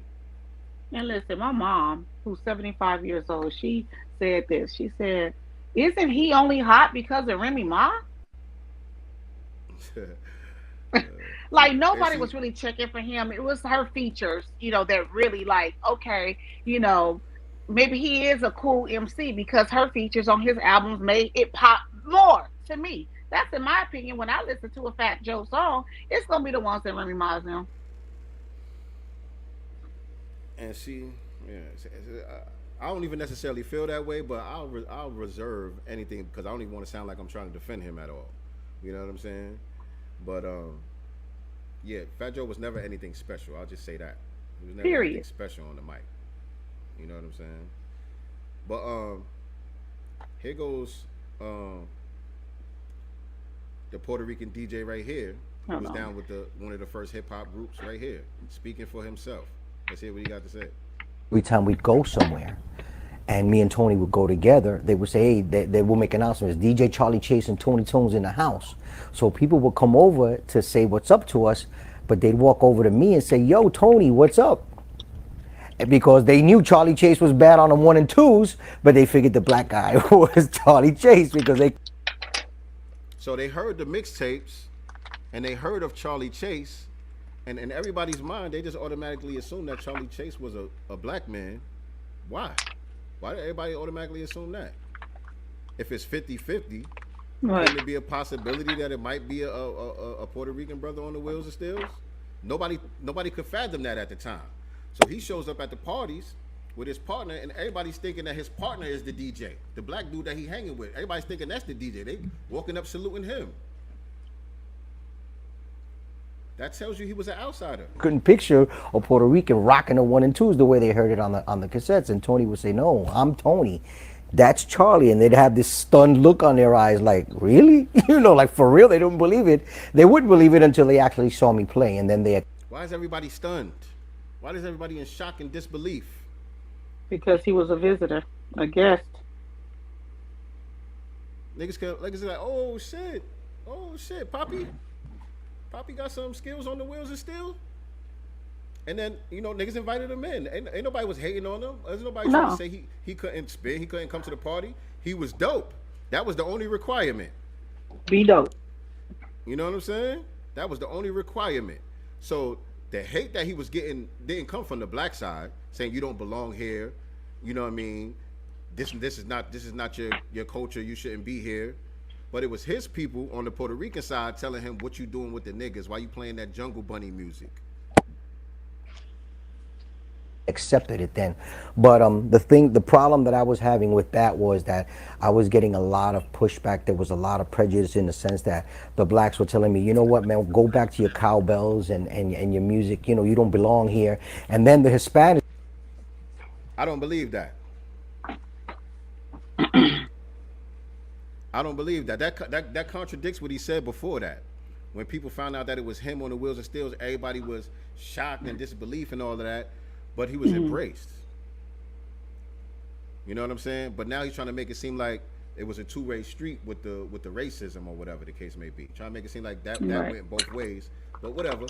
Were telling me, what the hell are you doing, man? What are you doing playing that Jungle Bunny music, you know? When I was getting criticized by both sides. What are you doing? Every time we'd go somewhere. So that's what he had to say. And that's one of the people. Jungle Bunny music. That's one of the people that Joe Budden is trying to hold up as a pillar to say that Puerto Ricans co-created hip hop. That's what. But he also left out the part that where he says that they was calling, asking him, why are you playing that Jungle Bunny music, which still discredits Fat Joe. It still discredits him, because if they're telling him, why are you over there playing that Jungle Bunny music, yeah, you guys were 50-50 creators, why would that even be said? That doesn't make sense. Exactly. And, you know, the group that Charlie Chase was a part of is the Cold Crush Brothers, which also had Grandmaster Caz. And Grandmaster Caz is in Tariq Nasheed's new movie also. Yep. Microphone Check, Hidden History of Hip Hop. Everybody make sure that y'all go support that film. I'm definitely looking forward to that joint coming out. But can we end this broadcast with a trailer, by the way? Want to do that? Oh, yeah. We could do that. Okay. We could do that. But, yeah, this is who Charlie Chase was down with back then in the 70s. Anybody that got involved into hip-hop later on in the game are guests of hip-hop. And whoever existed, whatever hip-hop is or was when it started, that's what hip-hop is. And if you decide to get down with it or become part of it later on, you're a guest. I don't care what color you are. White, black, orange, Latino, it doesn't matter. Latinos weren't involved in hip-hop directly that much in the early days of hip-hop. They weren't. One or two. And look, nobody asked him that. And he specifically said directly. Right. nobody. That wasn't a question that he was asked. This is just him flowing, talking about the origins of the culture that he was a part of, and just being frank about it. You know what I'm saying? And I know this started circulating like last year or something, and there was some backlash behind it where Cass came out kind of backpedaling from these statements right here a little bit.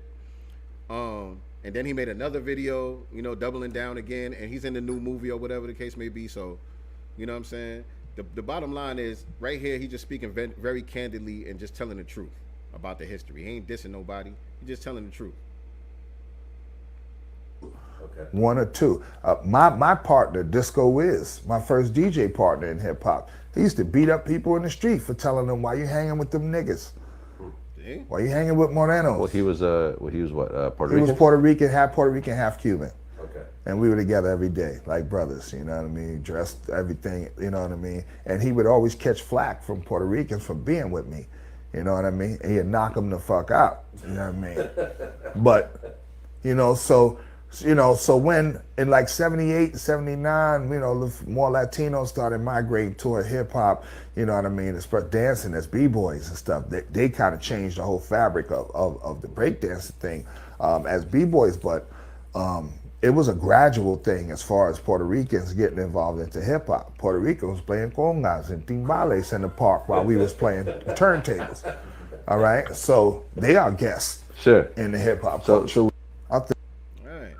Right, and you know, by that time, breakdancing was kind of played out to us. We wasn't really breakdancing like that no more. By the time they started doing it, it was played out to us. It was, because I remember my brother getting out there, you know, breakdancing and stuff on the cardboard and stuff like that. Then all of a sudden, hip hop started, and the mixing and scratching. Do you know how many of my mama records he tore up on her record player? I remember him getting in trouble so much for going on there when she was at work, and she'll walk in on him trying to scratch on her shit. Because like you said, it was played out. Niggas was trying to get on turntables and microphones. Yep. And I'm gonna let this finish. Hold on a second.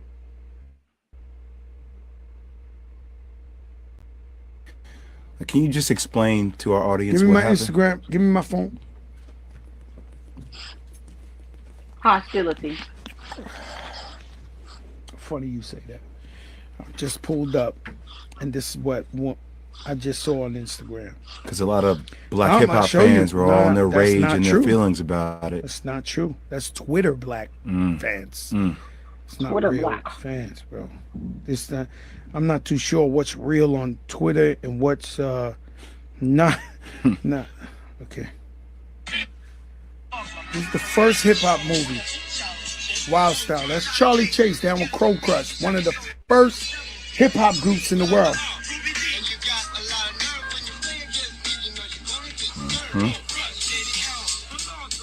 Fantastic Romantic 5, Coker. I just saw this now. I didn't have it. Look, they're both Puerto Rican on the first rap groups ever. Can't make this Ruby D, first Puerto Rican. Do you see Ruby D? Like, this is from the infancy. Listen to what I'm saying. Cold Crush, Fantastic Romantic. When you go and you buy your books or you look at your 30 for 30 documentaries and they show hip hop's infancy, there was a photographer named Joe Conzo who took every picture. If it wasn't for him, we wouldn't have that. That footage of the Bronx looking like this, he picked up the camera. He's not hip hop. Charlie Chase, the DJ of the Cold Crush Brothers, is not hip hop. Ruby D, the first Puerto Rican MC, and Whip Wop from Fantastic Romantics, not hip hop. So I'm sorry, guys. I grew up in the Bronx, not on the other side of town. I grew up where hip hop was born. You know, so when you look at Saudi Arabia and you see them going around Mecca, I was born in the Mecca. So Grandmaster Flash, who is one of the 3 founders of hip hop, is Africa Bambaataa, Kool Herc, Grandmaster Flash. My brother was this crate boy. So my brother, when he would go DJ at the legendary jams, my brother would carry milk crates that had vinyl. It's my brother, my blood brother, my brother Angel. They call me Little Angel when they see me. Grandmaster Flash and Melly Melly, they call me Little Angel. It's not my fault I was born at the place. You really can't argue with me. These are facts. This ain't controversial. This ain't nothing. This is a fact. Now, if you want to erase history, if you want to change the history, that's what you're trying to I do. don't know what to tell you, bro. Like, but I'ma stand up for the principle. What's right, what I know to be correct, 1,000,000%. When they make this hip hop museum, whatever Fat Joe said will turn out to be factual. Well, that depends on who's curating at the museum. Right. That depends on who's curating at the museum. But it is very controversial because you are telling lies and half truths.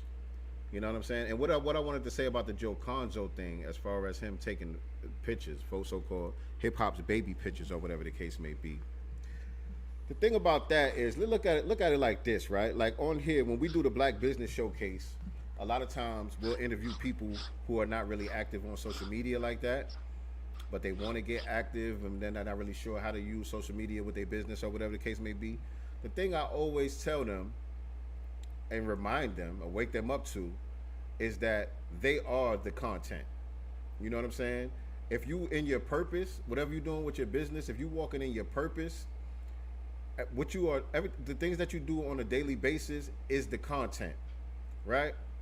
And so people oftentimes overlook that because what they do on a daily basis comes so natural to them that they don't look at it as content.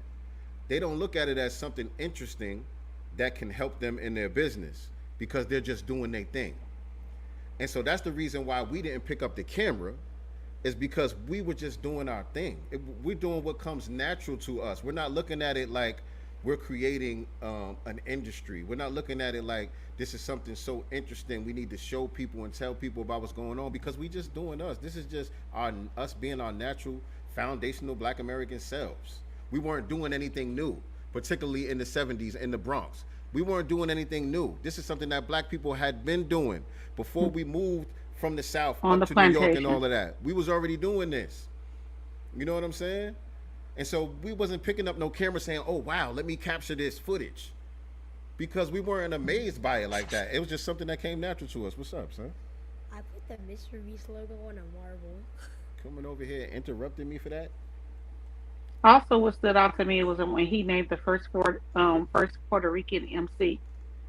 No one is saying that there's a first for everything. Was she there at the foundation, at the birth, at the creation, at the Did you create it, though? infant? Yeah, right. Like, if you notice, he's conflating a lot of things to make it sound like they were there. No, yes, there was a first white MC, a first Puerto Rican MC, whatever. That does not mean that you would be there at the birth. You're there participating in Black culture, which was already there, though. It was already created. You know, but he's conflating it. I don't know if that's the part that he doesn't understand, or is this on purpose? Like, is he missing the point, or is this on purpose? No, he's It's not on missing purpose. the point. It's intentional. It's It's some Christopher Columbus shit. It's Right. absolutely intentional because Fat Joe came out in like 91. Right. Fat Joe been around for a long 90s. time. He wasn't saying this. Right. He just started saying this. You know what I'm saying? He wasn't saying this back then. He just started saying this because for whatever reason he feels like it's comfortable where he's not going to be G-checked. And he's not being Right. G-checked, to be honest. Like, Not by none his of the- peers, no. None of the rappers ain't saying nothing. You know what I'm saying? And so when he says, when I go to these places and all that, I don't hear none of this noise or whatever, you kind of insulated, being in the industry, being around these industry dudes who are all off code. That's why nobody ain't saying nothing. Right. But you won't sit down like you sitting down with Jay Williams, with a Tariq Nasheed and say what No. you're saying. You know what I'm saying? You won't sit down with Dewan B or even a nigga like me. Nope. And try to pose that argument and get some real pushback to it. You know what I'm saying? Where we bring out real receipts. You Right. won't He's have being that very conversation. selective. You He's don't gotta being be very hostile. selective. But he's hostile nonetheless. But he's being very selective on who he sits down on the couch and talk to, because he's aware that he's not going to get the pushback.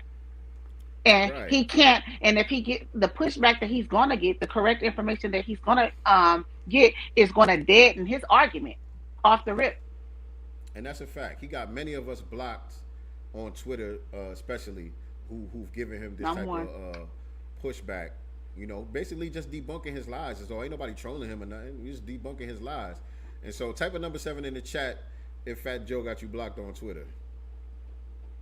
If you're watching this on the replay, put it in the comment section. Let us know if Fat Joe got you blocked on Twitter, because he don't want to have a real conversation about that. You sit down and have this softball interview with Jay Williams, which y'all discussed before you start filming. You know what I'm saying?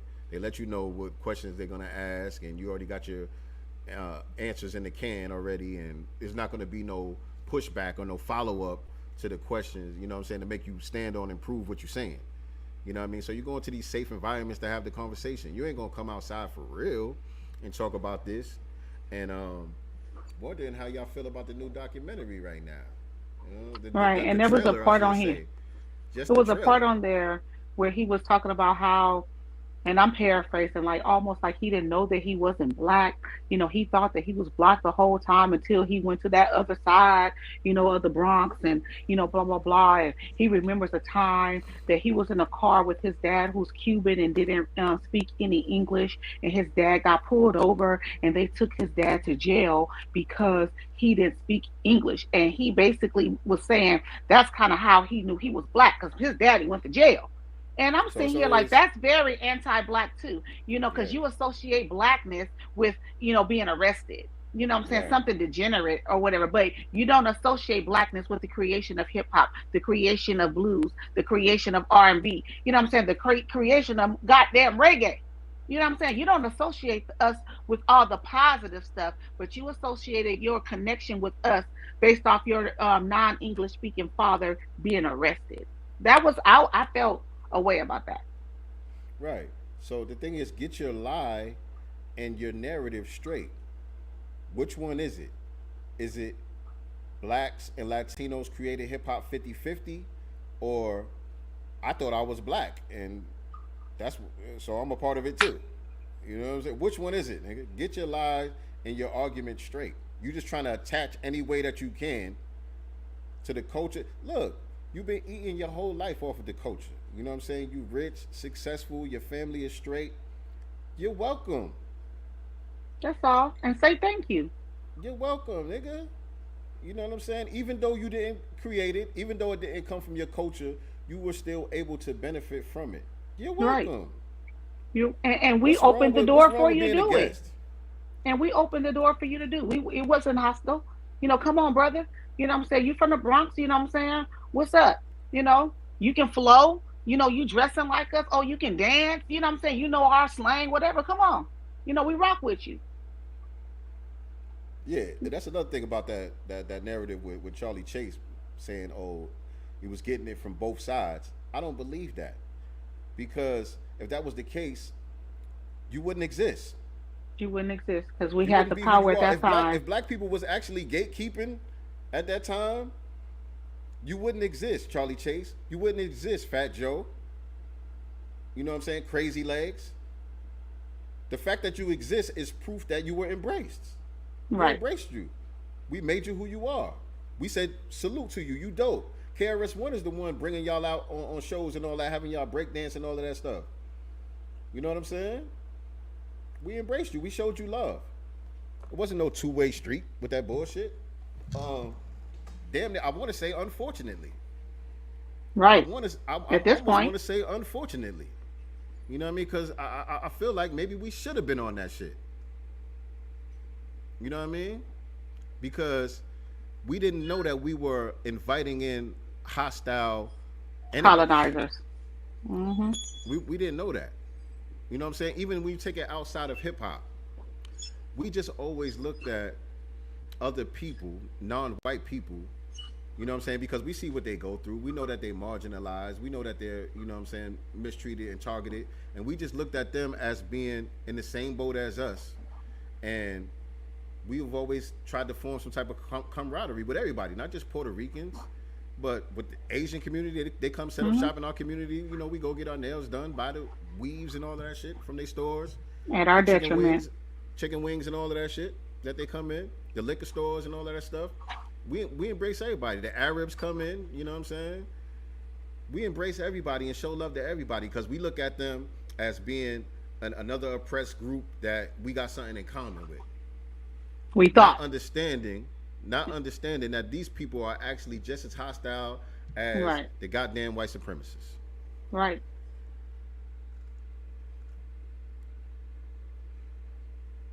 I mean, think about this.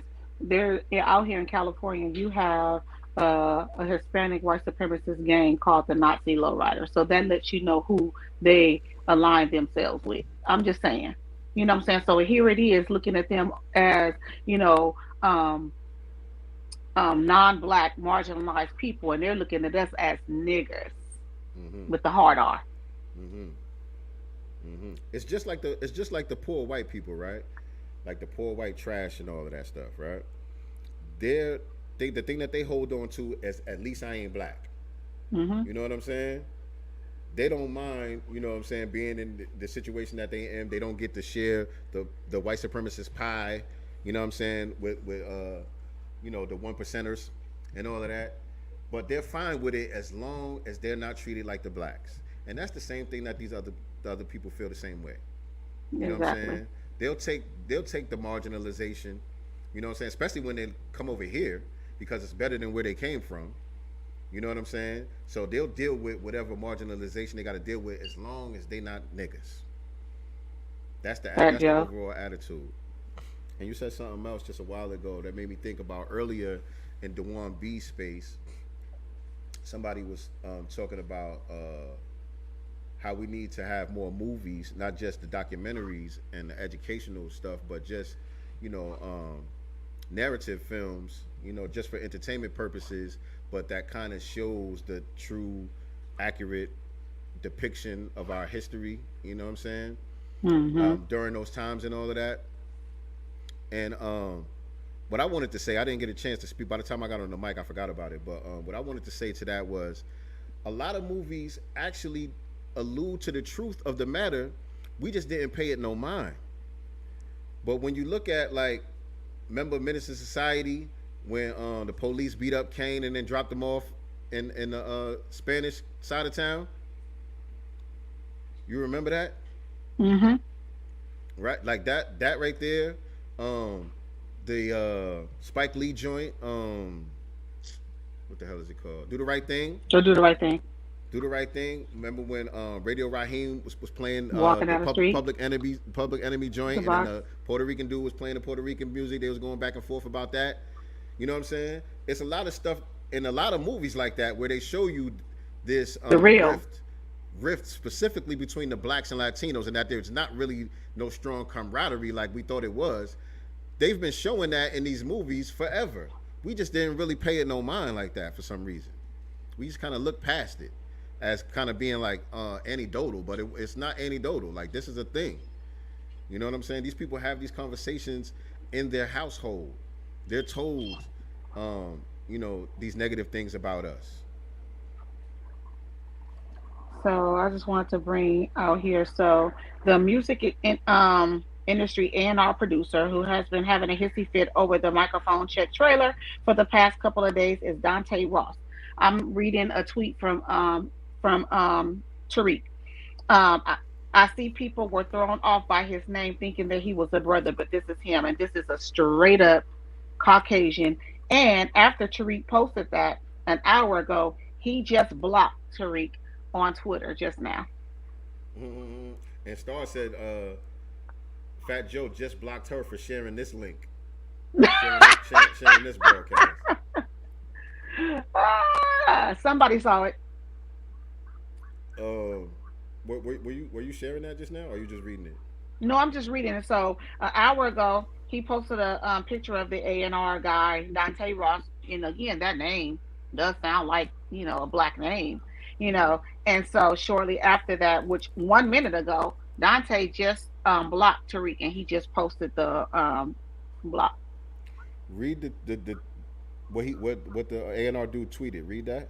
He didn't tweet that. Tariq tweeted that. So Tariq said, the music industry's and A&R producer who has been having a hissy fit over the microphone check trailer for the past couple of days is Dante Ross. I see Many people were thrown off by his name, thinking that he was a brother, but this is him, and he posted his photo. All right. So let me show the And one photo. minute ago, or now 3 minutes ago, Dante just blocked Tariq. Let me show the photo. And can you pull up what Tariq is referring to, the hissy fit that he was having? The his so he spoke about the hissy fit on his on that space that Dewan B did this morning. So what happened was I guess some of the A&R people reached out to Tariq about the documentary. So they were having a hissy fit behind the scenes, which he says that he is going to speak out in more detail tonight on his Sunday broadcast. So I guess we'll have to tune in for that. Oh, this is him right here. Okay, yeah. Oh, this dude As a looks matter of familiar fact, actually. Buster Rhymes' manager, if I'm not mistaken, also Buster Rhymes' manager also reached out to him about the microphone check documentary as well, and calling it divisive and all this bullshit. Yeah, he looks familiar. Calling it divisive, but it wasn't divisive when Busta Rhymes getting up there saying, uh, We have no culture. "Miss a blood clot Jamaican, and this is a Jamaican culture. Big up the cool hurt," and all of that bullshit. That's not divisive though. Right, right. So that's Dante, and it's crazy because I have a nephew named Dante. Yeah, it's like a French name or something. My But best yeah, friend's son name is Dante. They all FBA. but anyway, let's show them what they mad about, man. And again, big up Tariq Nasheed, man. I'm proud of our brother, man, and Hmm. grateful for him putting this thing together. It's so necessary right now. I didn't see this coming. I didn't think that it really get to this point. You know, when this stuff started bubbling up heavy a couple of years ago, and we started putting out the information, like when Dewan B did his broadcast, Hmm. um, that when I first got put on to Dewan B, when he did his broadcast breaking down the history of hip hop, and a lot of people, I think it's Wayne TV or whatever, going in the Bronx interviewing some of these original founders and all of that stuff. People putting up the footage of the original reggae artists saying where they got it from and all of that stuff. Right. When all of that stuff started coming out, I thought that was going to be the end of it. I thought people, I didn't think that they was Mm-mm. really They going to double be down. doubling down and tripling down and really trying to wrestle this thing away from us like this. I didn't think it was going to come to this point, but it has. And so what Tariq Nasheed is doing, coming from him with his expertise, his background, and all of that, he's the perfect person, in my opinion, To do it. to put this out there. The influence that he has, you know what I'm saying, and his background as a filmmaker and the type of films that he's made, it's on brand. You know what I'm saying? And I'm just grateful Right on for it. time. And so let me show y'all the trailer. Or should I pull up the YouTube? Let me pull up the YouTube joint so y'all can really see it. Because some of y'all might not have seen the trailer yet. Some of y'all might be watching this for the first time. So I'm going to go to YouTube actually and pull it up so y'all can actually see the whole thing. And you Give me a notice how second. Tariq is always a bit ahead of the curve, even with the book breaking movie, because all these agendas, with the books in the school, what I'm saying, and all these LGBT, what I'm saying, policies that they've been pushing, under the guise of it's a civil rights, issue and blah, blah, blah. Right. So he comes out with the book breaking movie. And that also had people going crazy. Remember, he couldn't even get it in theaters like he was able to get the Hidden Color series and stuff like that in the theaters as much. He pretty much had to do this one directly to DVD. You know what I'm saying? Because they were blocking him. Isn't the book breaking or was it Hidden Colors 5 that got him banned from the UK? Which one was it? It was Hidden Colors 5, I Colors believe. 5. Hold on. Where the hell is the video at?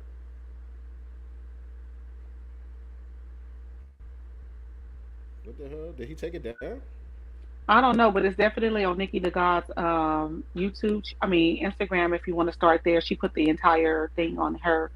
I Yeah, believe it's the I entire got it on thing. Instagram, but I wanted to show it on the whole screen. I'm on Tariq's Yeah. YouTube channel. Let me see. Let me put it up, and maybe I can send it to you. Hold on. And if not, try D Tubman's. All right, yeah. Let me go back. Let me go back. Where is it? Where is it? Where is it? Where is it? Where is it? One second, y'all. One second. One second.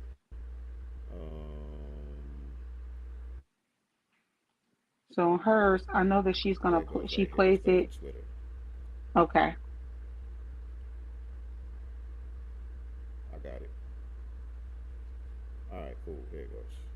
Let me bring this back to the beginning.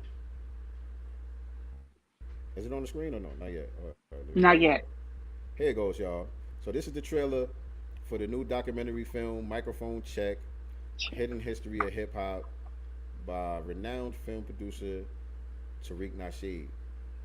And also, It's the 50th anniversary of hip hop, and we still have a lot of discrepancies as far as the origins of hip hop, a lot of claims, who did what, who was the first this, who was the this and that, and such and such. But at the end of the day, we need a definitive story, all right? And that story can only be told by the founders of this culture. Like everything was being driven and influenced by young, black, American culture. Like the slang, the style of dress, the initial music that we chose. Look at all the boroughs. You got, Money Making Manhattan and Money Earning Mount Vernon and Crooklyn. The Bronx was the boogie down Bronx. We was partying up there. I am Coke LaRock, the first MC of hip hop. First cat to pick the mic up. I introduced rapping to the turntable because when I came with it, nobody in the world was doing it. I'm right after Rudy Ray Moore. They want to come in the mix, they want to say, we started. No, you didn't. No, you didn't. No, you didn't.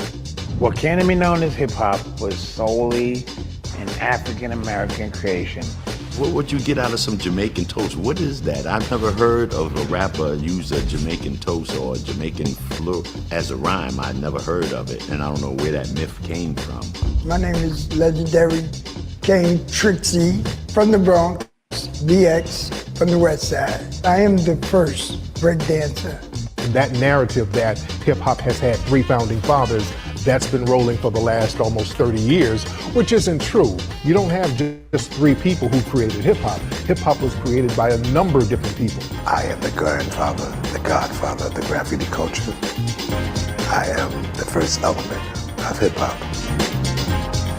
The roots of hip hop being Jamaican, absolutely false. My name is MC Shara. I am a founding member of the MC/rap culture. Cassette tapes was the internet of our time. It just traveled around by hand. Well, I know for a fact that the B-boy stand started from the gods, the 5%ers that would be at the jams back in the days who were acting as security. If they get the real truth of how it all was created, then so many lies would not be able to be in existence.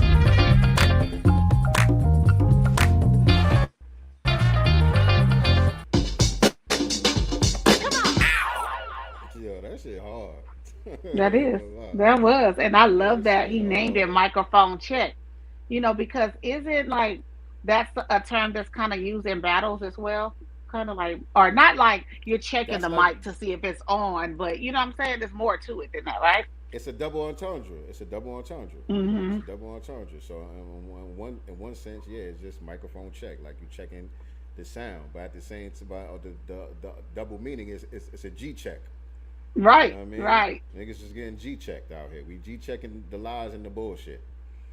You know what I'm saying? And so it is what it is, man. The truth is the truth. If we gotta go along with a lie in order for us to be cool, then we ain't cool then.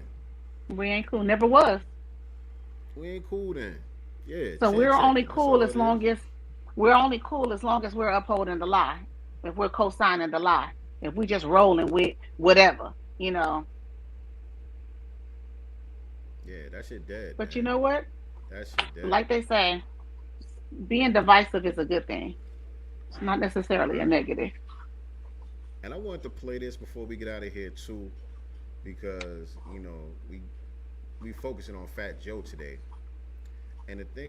And he watching. One thing about Fat Joe, yeah. He One watching. thing about Joe, man, I already know we're gonna probably get hit with a strike for this, but that's okay. Let me share this with y'all too, because like you said earlier, you said your mom said Joe is really just known because of Remy.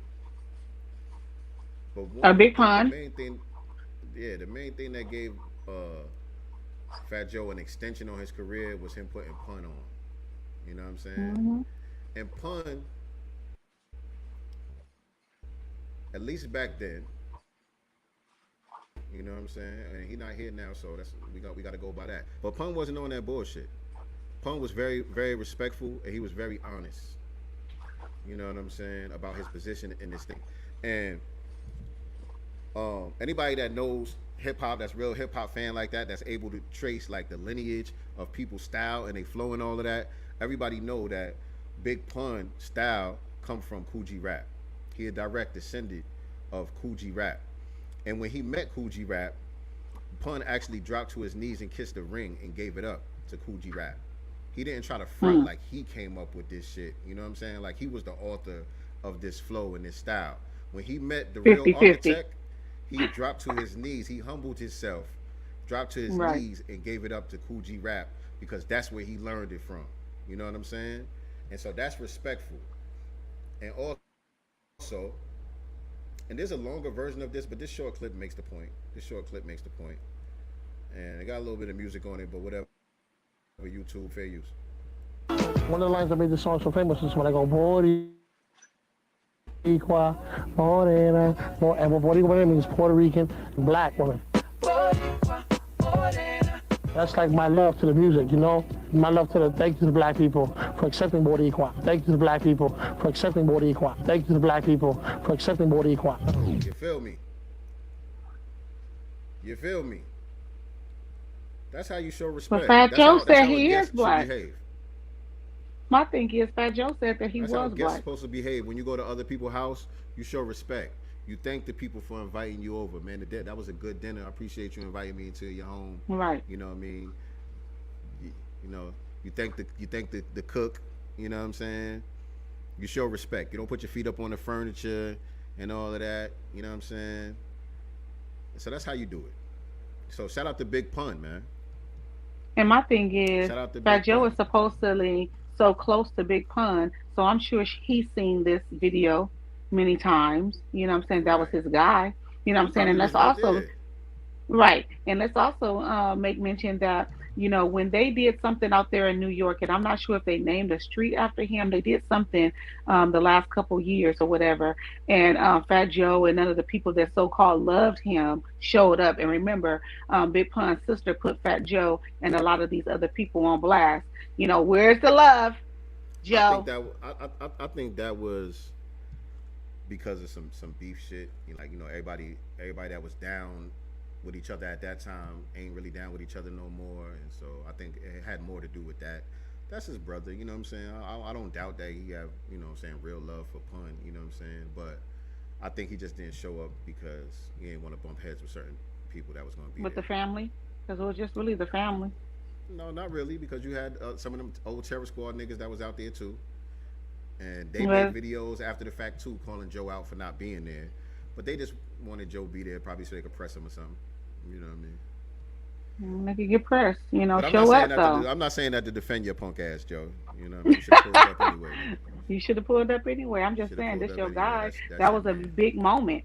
That was a big moment, and all the family's supposed to be there. And differences should be able to be set aside for that. Yes, indeed. He's poking out his fat chest right now as it pertains to a black foundational Black American creation. Poke your chest out there and show up. We monopolized on the clothes we wore. They didn't dress like us. FBA, proud, the full of it. Gotta support this channel. I appreciate that, BG. Thank you. Absolutely. And that's the thing about it too. When we talk about hip hop, it's a lot of times the conversation gets relegated just to the music, to rap music. You know what I'm saying?